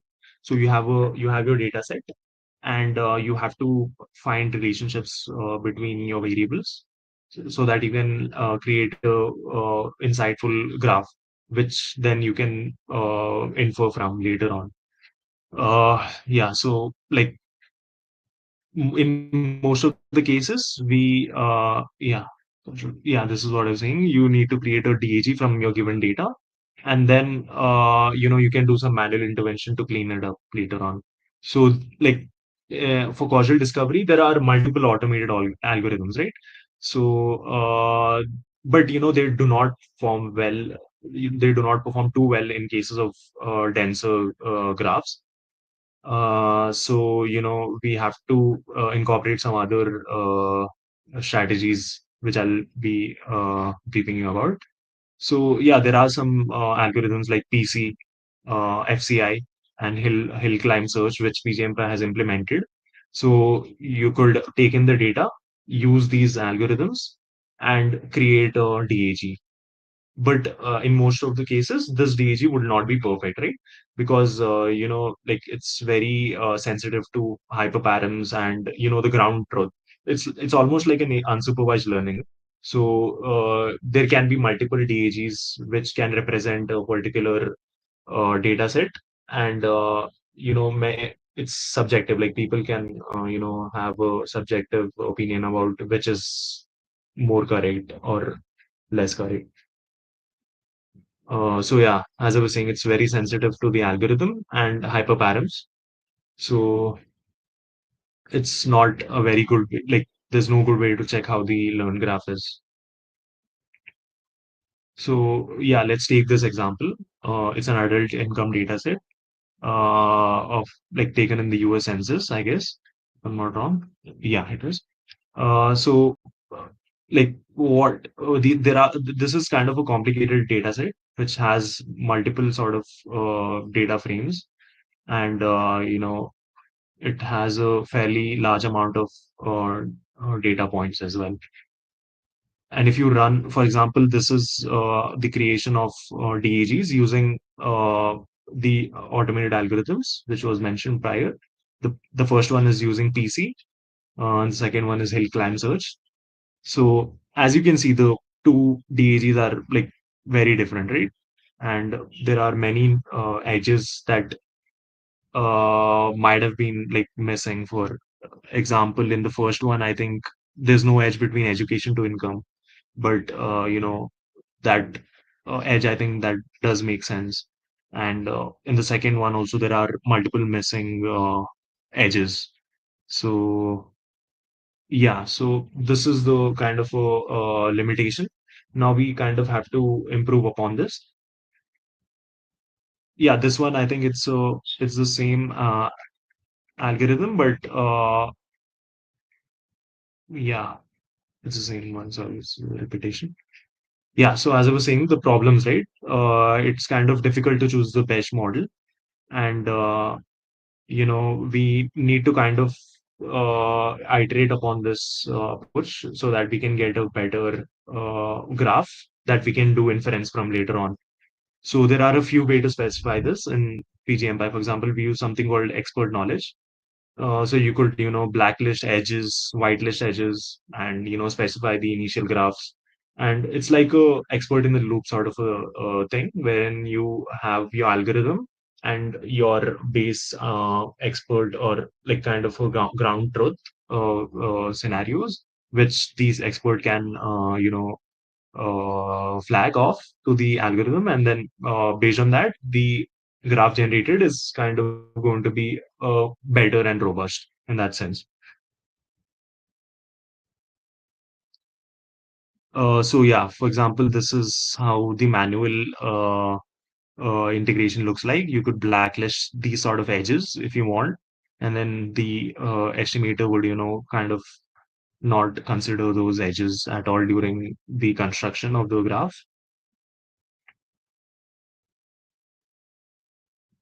Yeah, I think these are some edges which you specify that have to be there. Yeah, and this is what I was talking about. Expert in loop, it's sort of a iterative manual process. So if you do not wish to specify everything at once in the start and it looks overwhelming to you, you could use this approach wherein the estimator would on an ad hoc basis ask you whether the relationship looks whether the relationship ordering looks sensible in this way or that way, and yeah, the edge directions. So there's something called like we can also use an LLM to do this. You could describe the columns of your data set and let the LLM do all the labor and decide which edge directions makes better sense. So yeah, even this can be done. Cool. I think it's about time. I'll just quickly wrap it up. So, after we incorporate this sort of an expert in the loop, this is how the DAG looks like, and it looks pretty close to what we were expecting, right? And the edges also are kind of better formed now and represent the domain better.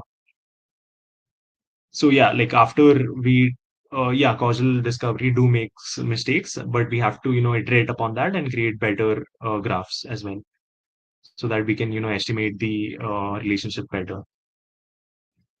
Yep, and PGMPy also, has some sort of ad hoc methods, to identify whether the relationships, make sense or no.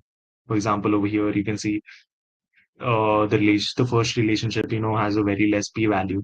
So yeah, that's how we can kind of check if we are heading in the correct direction, or we have to reject some sort of truths. Cool. Now I think the end part would be to after we form this graph, to create an estimation strategy between two variables, and find out if the effect is indeed estimable. So yeah, the main strategies would, I think these are a bit technical, like you have some sort of jargon over here. So PGMPy uses all these strategies to identify whether the two variables are indeed estimable. And if it is, it outputs a sort of an equation which you can then use your favorite estimator to find the relationship between two variables. So yeah, most people use linear models for better interpretability. So cool. I'll be wrapping up now. So we have some interesting stuff in pipeline. So we are adding more causal discovery and identification algorithms. And like there are some limitations. We kind of BGMPy uses network X in the background, and I think it doesn't completely support bidirected edges, like partial and partial edges. So we are kind of implementing all those things, and some other things like we are kind of porting our core into Rust so that we can have some optimization in the practicality. In theory, the time complexity would remain the same, but considering the low level language Rust is, and it kind of it's known for ergonomics, so we are kind of moving on to Rust as well. So yeah, that's it from my side. Thanks a lot. If you're interested, you can reach out to me, and we have a lot of mentored projects and some interesting stuff which if you guys want to contribute to. So yeah, I would love to hear from you guys.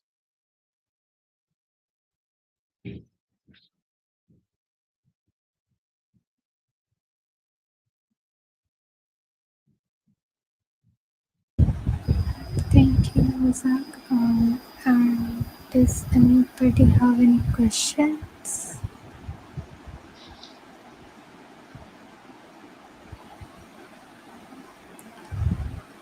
If not, then we can move on to the next talk.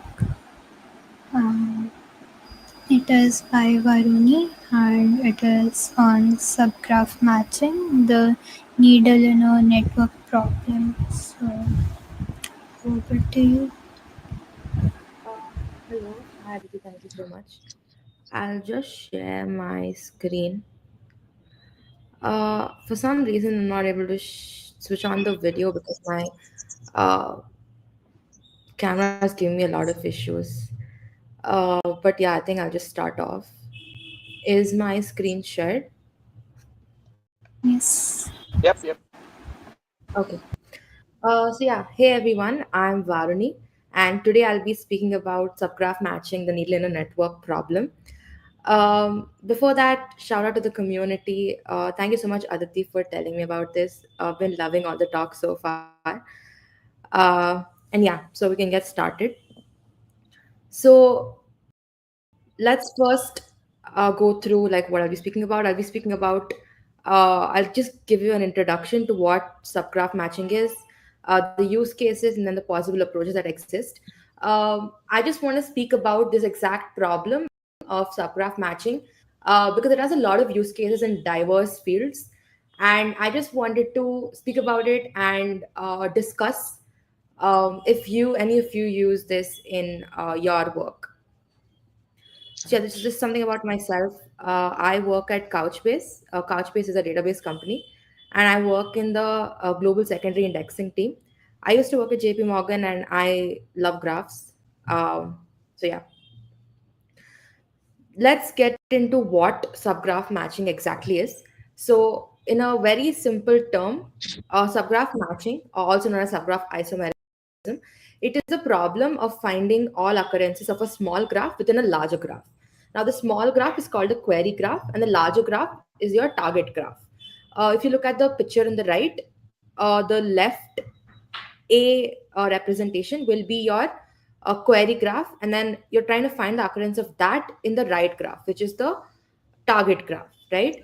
And this subgraph matching is actually an NP hard problem. NP problems are essentially problems for which you have like a polynomial time complexity, right? So as your n increases or your input increases, the time to find it will increase exponentially, polynomially. And what NP hard exactly means is in very simple terms is that it's very difficult to verify that solution. So even if someone gives you a solution, it will take a long time for you to verify that. So yes, this is what subgraph matching is. There are two types of subgraph matching.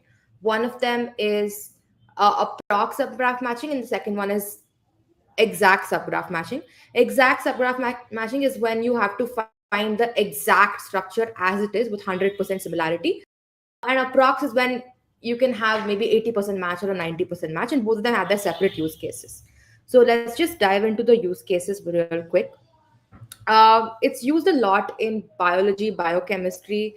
I'll just highlight some of the cases. For example, if you are dealing with like drug discovery, right? And if you have to find your target proteins or pathways, you need like an exact match at that time.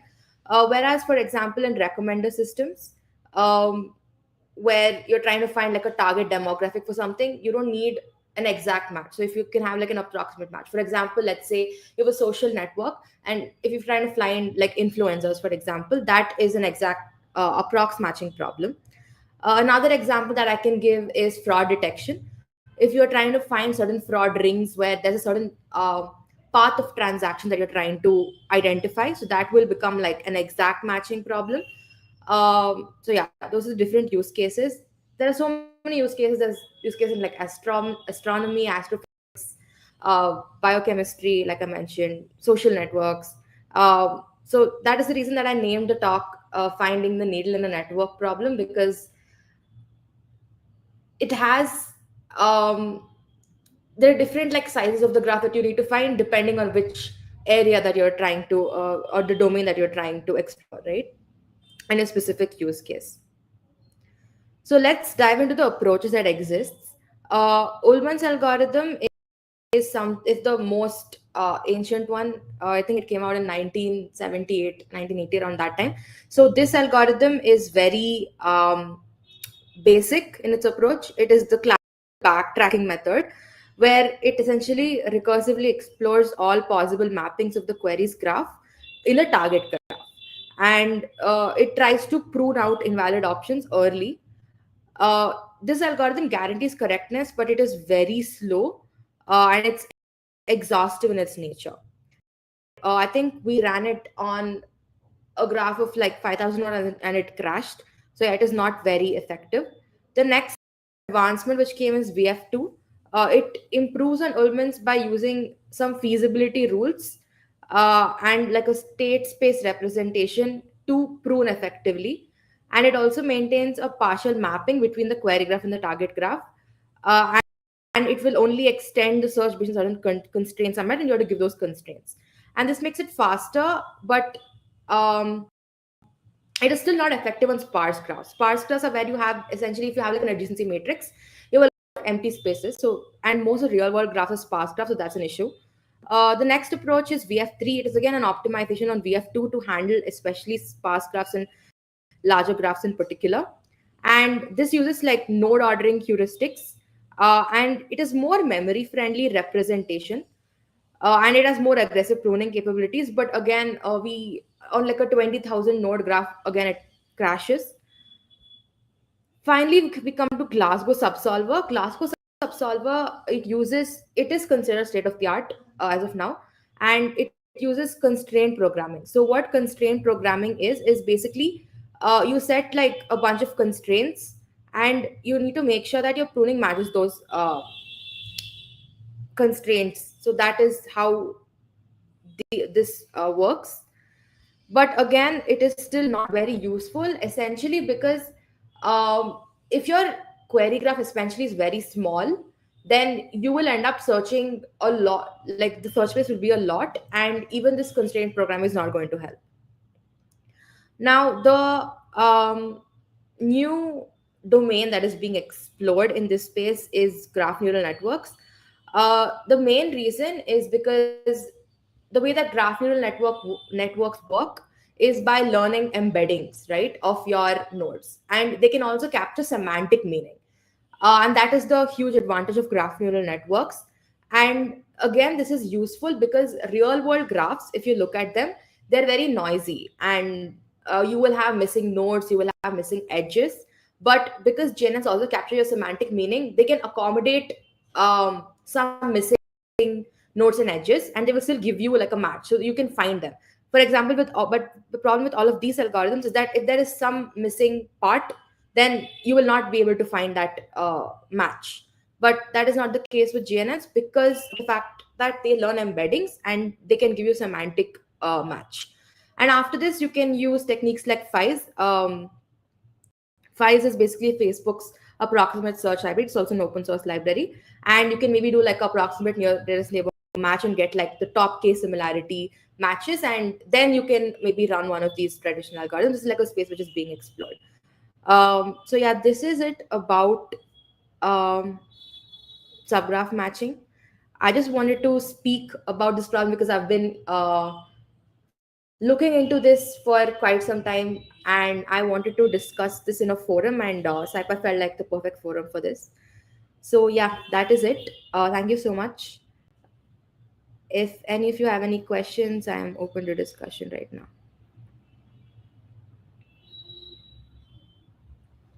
Hi, thanks. I have one question Yes. regarding the graph database. Which graph database actually have used for this experiment? So we did not. Okay, the graph database, Yes, that in the sense the data set, right? there is actually a database like Neo4j, or there are so many things available in the market, right? So, which database you used for to implement that? I mean, which database? Right.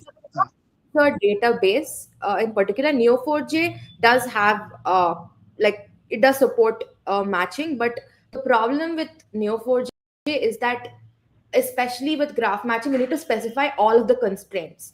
When I say constraints, I mean to say your subgraph. So you need to very descriptively uh, talk about what subgraph you're looking for, and that becomes very complex and it's not very user friendly. So it does have, and we did not use a data graph database. What we use is we use the Cora data set, and we just ran these algorithms. We did not use any database in particular. okay, but just question is on follow up with Neo4j has something called graph data science, which have a lot of algorithm built in. So, have you explored that? I know graph data science library. No, we did not look into that. Like my work is essentially around these algorithms, and Okay. data like graph databases are a little more tangential to that. So we did not look into that. Like mainly dealing with the algorithms. Oh, thank you. That's what I want to say. Thank you very much. And again, the problem here essentially is uh, real world graphs, right? They have missing data. They're incomplete, and even if you use a graph database,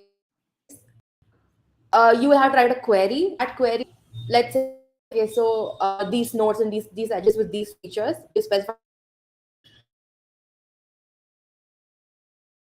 you look for the match pair. You will not find that, and that is the core of the problem. Okay, thank you. Hey, Varuni. This was a brilliant talk. Could you go back to the previous slide? Sure. Basically, I wanted to understand, could you explain that slide a little bit more, as in how you're using semantic similarity to do this subgraph matching? Sure. So this is still in the works, which is why I don't have like results to speak about. Okay. But we're exploring this in the sense that what we do is we have the data set, we train the neural network that we're using specifically is called graph isomerism networks. I wanted to cover it, but I thought maybe we're running out of time. So yeah, graph isomerism networks, they how they learn, like basically their end use case is that they learn to differentiate different graph structures. So isomerism is in the name, right? So it will be able to differentiate like a structure A from a structure B. So we use graph isomerism net. We train the data set on graph isomerism networks. Then we look for like top K. We give a query graph, and we embed that query graph in the vector space, and then we basically look for the minimum distance and find our matches. So whatever subgraphs are very close to that in the vector space, that is returned based on like the threshold that we set, and we use files for that. Got it. If there is time, can I ask another question? Sure. Aditi, is that time? Yes, yes. Could you explain how a graph is embedded in a vector space? Yes. Um, so what we do is, in a graph you have nodes and edges, right? And Right. the nodes have features, the edges have features. Right. So a node can be like a person, and the node's features can be like maybe their name, where they work, Yeah. their music taste, whatever you want based on your data set. And the edges can be maybe the relationship in which they're linked to other people. It can be maybe like the city that they live in or whatever, however you want to Right. structure the. So that will be the features of your node, features of your edges. Right. And when you, what I mean by embedded is you basically take these features and then you turn them into numerical numbers. And that is the process of vectorization. And you get like an array. And in that array, each element in the array will represent like something. For like very basic thing, if I have to speak about, if we have three things, for example, if we say that they either live in Bangalore, they live in Chennai, or they live in Hyderabad, then if we say like 0 is for Bangalore, 1 is for Chennai, and 2 is for Hyderabad, that particular place in that particular array, which will represent this feature of where they're located in, will either be 0, 1, or 2 based on the people. And if let's say my query is my query, some aspect of my query wants to capture the fact that they live in Hyderabad, then like the match for that particular number will be seen. So 111, if there is a match, then that is they are closer together in the vector space and they will be returned. So the vector space would be very high dimensional here. As in, would you You're, have, you're sorry? right. Yes, you're right. It will be very high, like the dimensions will be a lot, and then you can always run like a dimensionality reduction algorithm to reduce it. Okay. Yeah. All right. I have a lot of follow-up questions, but I'll try to connect with you after this. Thanks, Varuni. Sure. Yeah. Um, Rahul has his hand up. So, Varuni, it looked like there was some specific application that you had in mind when you were experimenting with these things. Can I ask you to maybe elaborate on that? Like, because it'll be interesting to understand exactly how this was being like, used or what the use case. we did not start with the use case in mind. Uh, Actually, the origin is very interesting. I am a database person, right? So I had read this learned indexes paper, which is essentially like indexing is a database concept. And they basically removed like index, which is a data structure in a database, and they replace it with an ML model, which would predict where your data would be so that you don't have to do like a full database scan. And um, this does not exist. They only did it for like linear data, and it gave good results for linear data. But then I'm also interested in graphs, and there was nothing for graphs. So for graph database, for graphs, there was nothing, which is why like that is how I started to think about this problem. And then I wanted to reduce like the search space, and subgraph matching is a very interesting use case in graphs, the application, which is, and that is where this like that is the course of my exploration.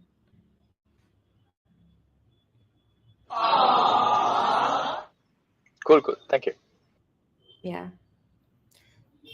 The reason that I want to speak at like sci-fi about this is because there are a lot of like physicists and maybe even people who work with like a lot of biochemistry and stuff here. So I wanted to ask if in their day-to-day work, if they have used any like subgraph matching algorithms and if they work well, because from the experiments that we ran, they crash very fast, and especially because real world like data is very big, they have like millions of nodes at least. So I was very curious as to how people deal with this.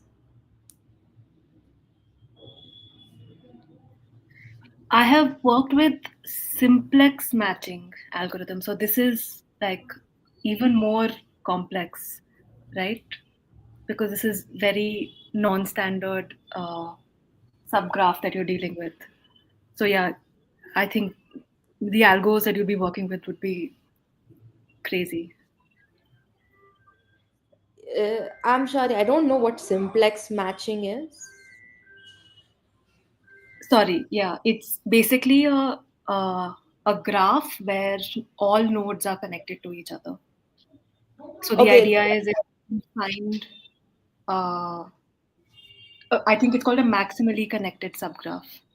So if you can got it. find, So like a strongly connected graph, right? Yeah, like everything is connected to everything else. So if I can find those kind of structures in a graph. Right. Yeah, that makes sense.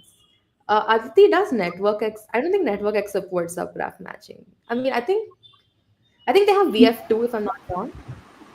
I think there is also like middle center. Um, yeah, there are like these approximation algorithm. Yes, BF2 one. So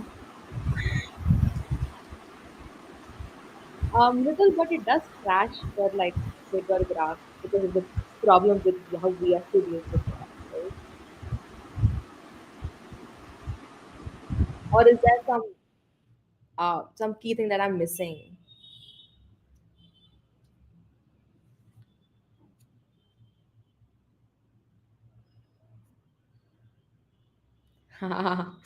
Right.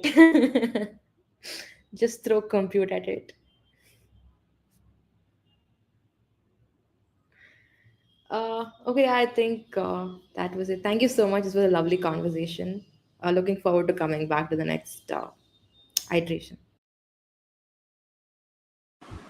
thank you. It was really nice. It's usually not the case that like there are a lot of graph discussions. It was really nice seeing that. Um, Now, like, thank you for like joining, and this is like the feedback form for the meetup. Um, just like how was the meetup, how was the talks, and what would you like to see, and what would you not like to see. So, just one more thing. There is another like a survey form just to help us like decide on a few things for like the main SciPy conference. Um, this you can also fill out after the meetup, and the first form that I shared, I was thinking we can just like share the responses with the speakers as well right now. So it would be great if you could take the last 15 minutes to fill these forms. Thank you. Uh, Rahul, do you want to say something?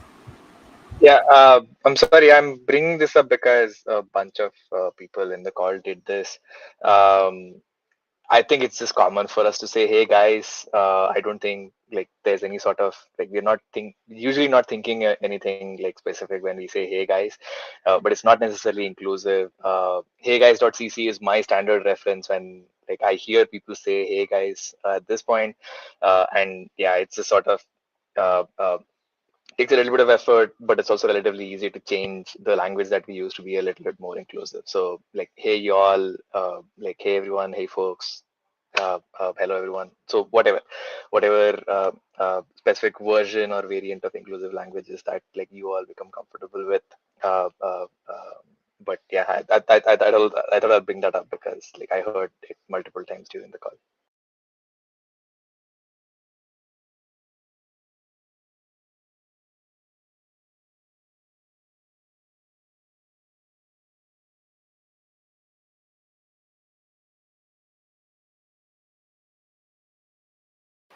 Also, by the way, we are kind of aware that people are not. Um, some people might not be comfortable with Google Forms, and we sort of apologize for that. So we are not collecting any personal user data, and if we were to release this data, we will anonymize it. So your details will not be public.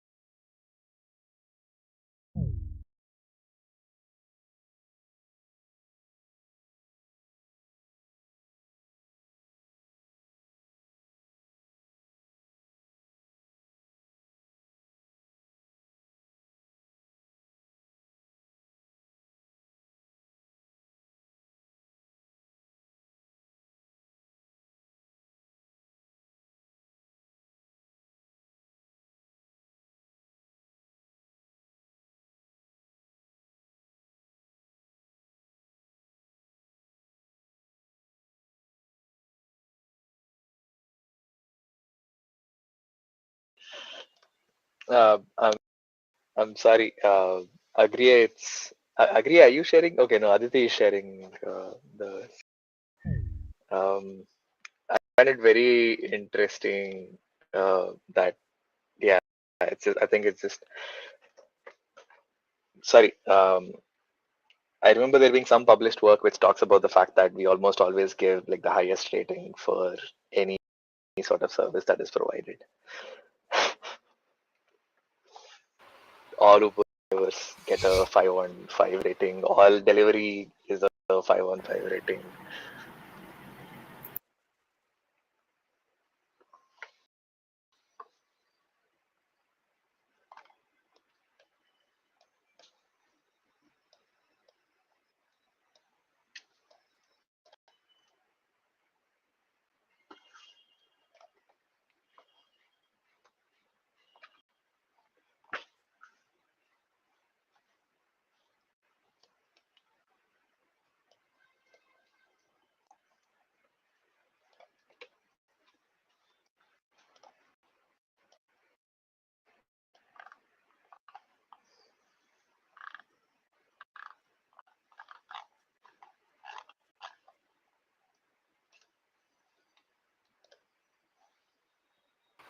I guess we have 5 more minutes and we could let you all go early. But before you go, we would all. It would be nice if we could all have a group picture, and like if you're in a position to, um, like share your video, then that would be nice. We can just click a screenshot quickly.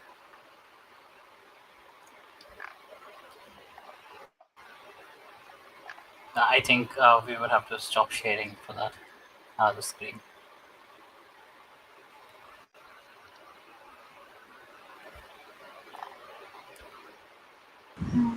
I was thinking maybe I could also show the responses of the conference feedback form, or I can do that later.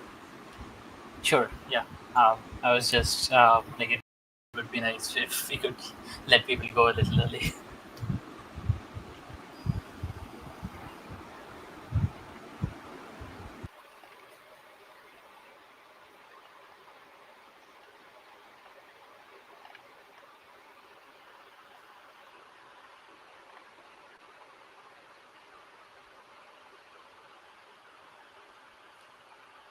Perfect. Thanks. I clicked a picture. Thanks for joining us all. Aditi, if you want to share the conference feedback form, I'm okay with it.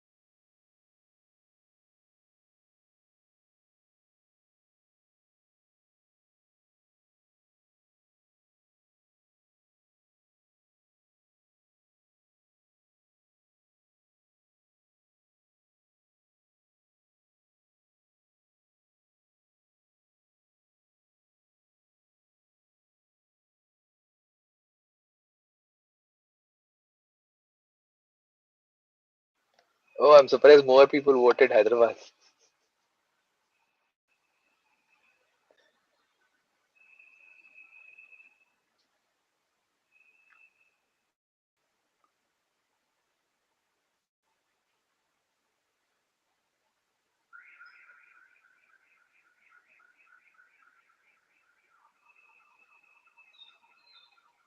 We're going to need a lot more volunteers for a full 3-day long conference.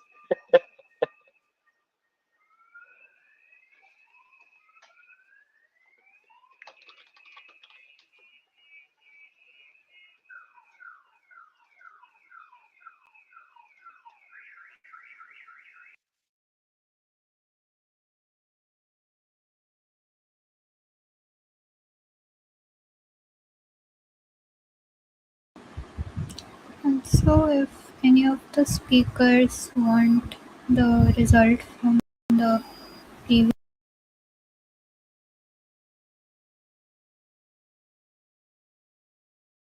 Oh, Aditi, I think you're muted. Yeah, you got muted somehow.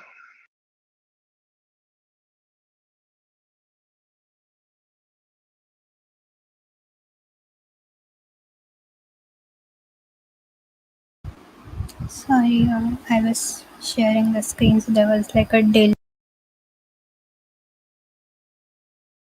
Oh, it happened again. Same thing again. Sorry. So I was just saying that if you're a speaker and if you want the results from like responses from the previous form, then you can just tell us on GitHub or LinkedIn and we will share them with you. So thank you for joining. Should we end? Bye bye. Thank you all. Thanks for the informative rounds. See you again. Bye. Bye. Thank you, everyone. See ya. Thank you. See you, folks. Bye.